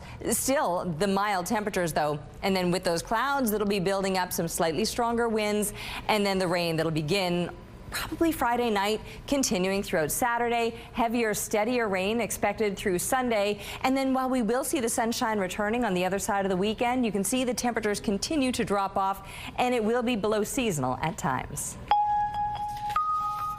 A warning now about a rise in jewelry distraction thefts in our city. Winnipeg police say thieves are targeting seniors who are alone, not fluent in English, and wearing visible jewelry. These individuals are very, very good at what they do, not only in the distraction techniques that they're using, but even identifying the quality of the jewelry that their victims are wearing. These crimes often happen outside retail stores and in parking lots, but police now say it's happening in residential areas. Last month alone, 3 incidents were reported to Winnipeg police, all in residential areas in the south end of the city. This video, captured by a doorbell camera, shows how quickly these types of crimes can happen without the victim even knowing. This incident 2 weeks ago in Hamilton, Ontario, shows how a thief is able to replace an elderly homeowner's gold necklace with a fake one just by giving her a quick hug. Constable Claude Chansey says while these suspects seem kind and friendly, they're wolves in sheep's clothing. If they're able to put their hands on somebody else's hands, they have gifts sometimes, like the fake jewelry, to place into somebody's hand. You've got now a hold of their hand. They're able to manipulate and through sleight of hand and take that off. In the case of a necklace, for example, they will sometimes even hug, embrace the person, and that's that physical contact, close physical contact that we're talking about, are able to place the jewelry around somebody's neck while removing the necklace at the same time. One of the thefts on Bridgeland Drive in Winnipeg happened when a suspect attempted to hug a victim and managed to steal her bracelet. In another incident, a suspect placed fake jewelry in the victim's hand and stole 2 rings and a necklace she was wearing. Police are urging victims to report these crimes and make note of suspect descriptions and other identifying details, such as a license plate number. The ground search has been called off for a 6-year-old boy who went missing in a mountainous part of Alberta. Darius McDougall was reported missing 11 days ago while on a family camping trip in Crow's Nest Pass. His family says he's on the autism spectrum. After an extensive search, RCMP say the investigation continues, but they do not expect to find him alive. Crews in New York are inspecting an apartment building in the Bronx after part of it fell off in dramatic fashion. Billy just fell, huh? Oh! The building's chimney, which runs 20 stories high, fell to the ground yesterday morning. The bricks fell on the sidewalk and a playground while sending dust all over the block. Amazingly, no one was hurt. New York's fire chief says there may have been an explosion in the boiler shaft, but investigators have not determined an exact cause. Officials say it will take time to clear the debris and reconnect the building's utilities. 5 Canadian provinces boosted their minimum wage Wednesday, and while Canadians will earn more, some may also have to pay more. CTV's Maria Saru explains. It's peak season for this bakery. More orders to wrap, more cakes to deliver, and now pay bumps are adding pressure. Instead of having 3 people, we compromise on 2 people and we'll give them extra hours. 5 provinces increased legal hourly rates Wednesday to help workers. Nova Scotia, followed by PEI, saw the highest hikes, both now set at $16.50. Co-owner Amardeep Singh estimates the increases will cost around $2,500 annually. That means prices will go up. During the Christmas time, we will pass a little bit on our product because we need to make money. There's still a big gap between income and what it takes to keep food on the table, according to the Canadian Centre for Policy Alternatives. We have so many workers who are struggling. The Research Institute's latest living wages report suggests $22.77 is what PEI workers need to make ends meet. They are using every dollar that they have in their communities, in those same businesses that are employing those same workers. The impact that has in the economy, it's really important. But some business experts say this doesn't reduce poverty. Increasing minimum wage by 50 cents an hour has very little impact on somebody's take-home pay. And so we're not really addressing the core problem. In fact, it has a negative impact on employment, in many cases. For some workers, every dollar makes a difference. It's a good impact for us. I'm glad I can get more money. Other grocery stores is very expensive. What the experts I talked to agree on is that minimum wage is just one factor in the formula. Reducing income taxes, for example, offers relief. Maria Sru, CTV News, Charlottetown. Here's a look at the current traffic situation on Donald Street right now. We see no issues here, but there is a traffic alert to tell you about. A crash has closed Highway 210 in both directions near Municipal Road 31 East. That's between Landmark and St. Anne. If you have any other traffic tips or updates to share, text them to us, please, at 10400. Here's a look at your gas prices. The Canadian average stands at $1.36. The provincial average is slightly lower at $1.29. In Winnipeg, the average is $1.27, and the lowest price in the city is $1.22. All this information is on GasBuddy.com. The Price at the Pump is brought to you by the Kidney Foundation. Help by donating your card today. For Q of the Day, we wanted to know what's your favorite fall flavor. Holly says definitely butter tart. Fall is butter tart season for me.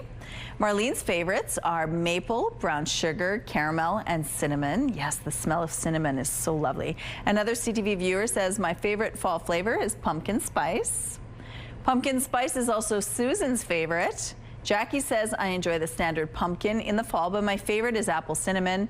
Thank you so much for your responses.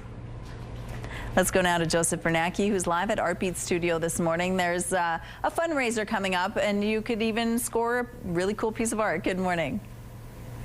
Good morning, Rochelle, and good morning, Manitoba. Yeah, it's been a great morning being back at Artbeat Studio. Very pleased to be joined by their programs assistant, Logan Jean Powell. It's a pleasure to have you on our show this morning. Thanks for having me. Yeah, so many great ways for our viewers to support this organization. Of course, Artbeat Studio manages a few different spaces, a couple within Portage Place. Now, we know Portage Place is under construction, but you guys still have a space. Tell us about Studio Central. So yeah, Studio Central is a great place for people to go if they want to make art. We have a bunch of free supplies. It's 18 plus, so we kind of cater to adults, and we use like art to help mental health. So it's a good place for people to kind of meet other people that are going through things, but then also make art together. We've had a chance to showcase a lot of beautiful art here on the walls. Every time we come here, really, people have a chance to purchase some of this work online. Tell us about that connection as well. Yeah, we have the Upbeat Artwork store in Portage Place, and so the store you can go there and buy stuff, but we also have online, so Upbeat artworks.com, I believe it is. Yeah, and of course you're wearing orange because it's October, and of course Halloween is coming up. You guys have a really fun event happening at the end of the month. Tell us a little bit about the Ghostly Gala that we mentioned earlier on in the show. Awesome. Yeah, the Ghostly Gala, it's going to be at the Winnipeg Art Gallery, and it's going to be a dance party. We're going to have great DJs there. Yeah, it should be a fun time. When you take a look around at this art, isn't it amazing how much talent we have here, even within the city? It really does. Yeah, every year seeing artists come in, it blows my mind every year just to see how different everyone can do their art. Well, okay. Well, as Logan mentioned, of course, the Ghostly Gala is going to be October 31st. Tickets, I wanted to mention earlier on in the show today, are available at artbeatstudio.ca, or you can come here in person. First Fridays is going to be happening tomorrow night. You can see Luca's art. We had Luca on the show earlier, so everything of his is still around us here in this space.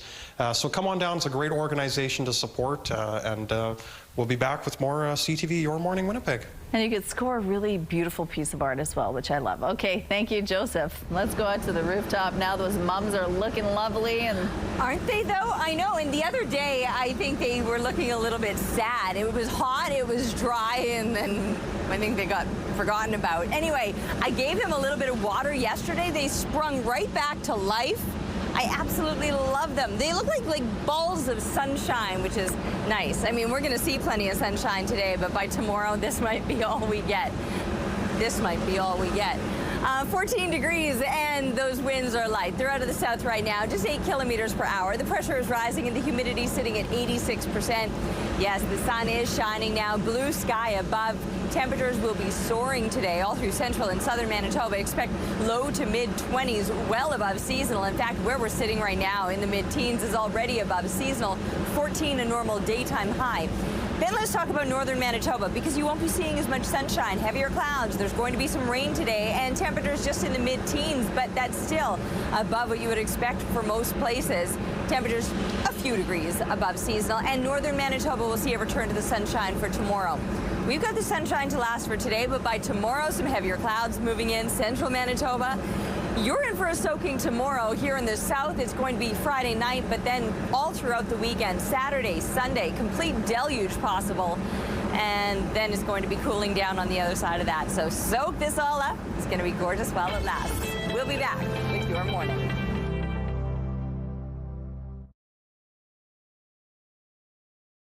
Good morning. A Vermont ski resort near the Canadian border is trying a novel way to get the slopes ready for winter. They're using a barnyard stable to ensure a smooth surface for the snow.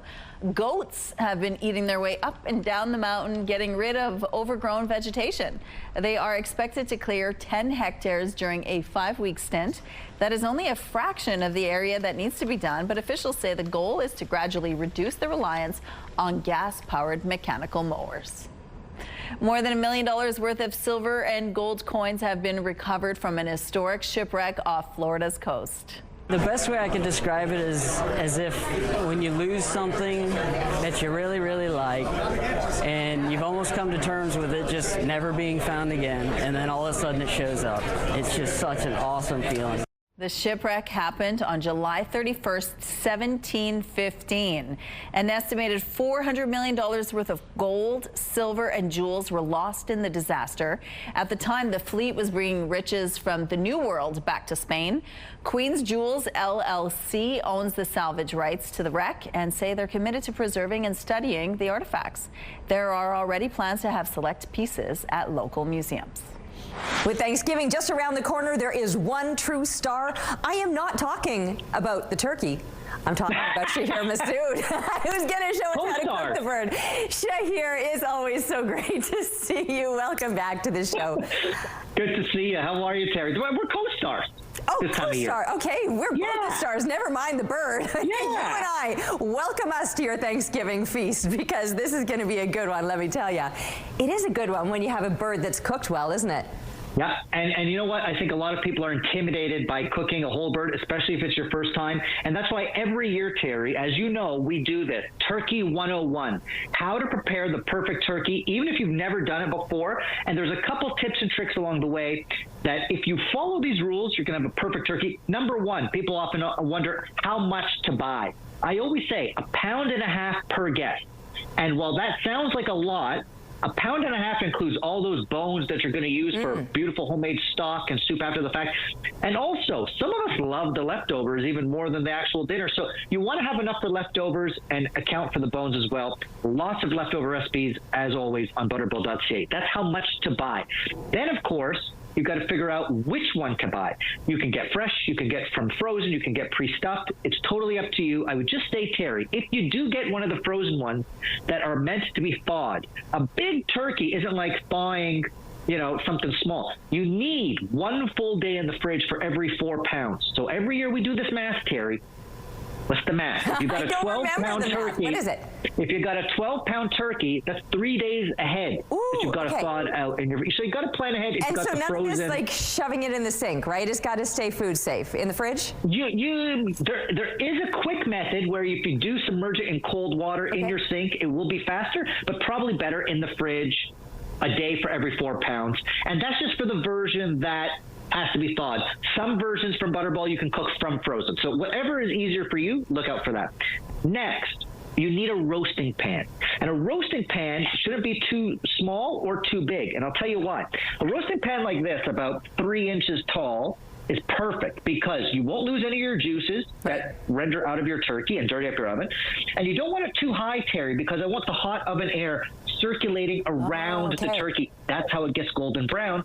And part of that also is a roasting rack. And that is to elevate the turkey up and let the hot oven air circulate all the way around. If you don't have a roasting rack, tin foil. Just make a little ring of tin foil and put it on. Okay. Next, I'm going to quiz you now because we do this every year. Okay, let's go. Now, I'm going to say this first. I know I've been really smart in the past, but old age is catching up to me, and my memory isn't what it was. But let's try it. What are you going to test? Let's find out. I'm going to ask you a couple quick questions. What do you think is the perfect temperature to roast your turkey from start to finish? Like the bird needs to be at, or the oven? The oven. Oven, 350 degrees. Yeah? Fahrenheit? You did lose your mind. Oh, no. 325. Oh, okay. You get this right every year, Terry. I told you. My age is... Oh, no. Okay. Listen. 325 is the magic number. And I know a lot of people think, well, I should start it high and then make it low or vice versa. 325 for a low, gradual cook. Remember, this is going to be a couple hours. And it's going to really crisp up the skin. And last but not least, the internal temperature of the turkey. Do you remember, Terry? Okay, I wanted to say 165, but now I want to say 185. I'm going to say you're right on both. Oh, okay. Tell me what? And here's what I mean. Okay. In the breast, you want 165, that lean breast. The dark meat, which is more forgiving, and there's some tendon and stuff that you want to kind of cook a little more, I actually like the dark meat at 180, 185. Oh. So I'm going to give you bonus points. A thermometer is the best way to check your temp. And by the way, if you find your breast meat is at 165, tent it with a little foil. That'll slow down the cooking. And then the dark meat will keep cooking. That's the way to get 165 in the breast and 180 to 185 in the dark meat. I'm going to give you bonus points today. You've redeemed yourself, Terry. I love this. I love this. I'm bouncing back from my first mistake. You're back. Anything else? Anything else you want to test me on? I'm ready. I'm just going to say that all these tips are on butterball.ca, including a turkey calculator, meaning how long should you roast your turkey depends on how big and what type. So once you get your butterball bird, you put in the weight of your turkey and which type. Is it a cooked from frozen? Is it a fresh? And it will spit out the number at you, how long to roast that turkey at 325. It's easy as that, and tons of recipes as well online. Okay, I should have gone to the website first and done a little bit of studying. Now that I know that all those tips are on the website, I will make sure to study in advance of next year's quiz. But do you know what else? Now that we're going to have all of these extra leftovers, I will for sure be checking out your website for all of those extra recipes. We'll see you back again too to share some of those. And we'll do some leftovers and other recipes all throughout the holiday season. I think I'm back next week, so looking forward to it. Awesome. Thanks so much, Shahir. Thanks, Terry. Think Turkey is brought to you by Manitoba Turkey Producers and Butterball. Meal ideas online. All right, and it is beautiful out there this morning, 14 degrees. That is a normal daytime high, and it's not even 9 a.m. We've already surpassed expectations. South-southwest winds, 8 kilometers per hour. The pressure rising, the humidity sitting at 86%. Normal lows for this time of year would be 2 degrees. That's in the frost zone. We're nowhere near that today, but it is certainly going to get cooler. Clearer through central and southern Manitoba, extra clouds across the north. That'll bring a little bit of precipitation, but as far as the precipitation goes here in the south, we got a couple of days before we really start to see it beginning. Today, just soaking up the sunshine, looking good, 26 degrees, 25 for tomorrow, but the clouds beginning to build up. That'll start overnight and then on the cloudier side throughout tomorrow with rain later in the day tomorrow, and that will take us into the start of the weekend. So showers by Saturday, steady rain throughout Sunday, and Environment Canada over the course of the weekend is saying 30 to 50 millimeters accumulative for both days. And then after that, it will be getting sunny again, but it's certainly going to get cooler. We're seeing even some below seasonal temperatures once we're looking further into next week. We're taking a break, but stick around. We'll be back with Your Morning Winnipeg.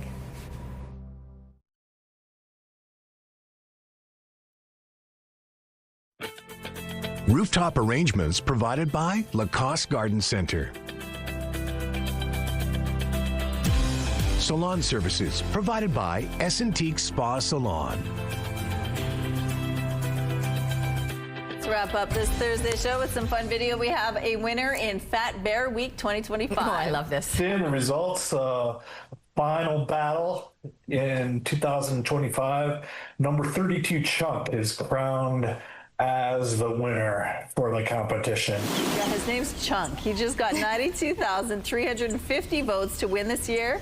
Bears bulk up at this time of year for the Alaska winter, and early in the year, the average bear weighs about 800 pounds. By the end of the year, though, they hit around 1,200 pounds, with some as much as 1,400 pounds. Oh, to be a bear where everybody applauds your weight gain and then you just nap. And then you just get the name Chunk. When Joan Jett announced that we love rock and roll, she wasn't wrong.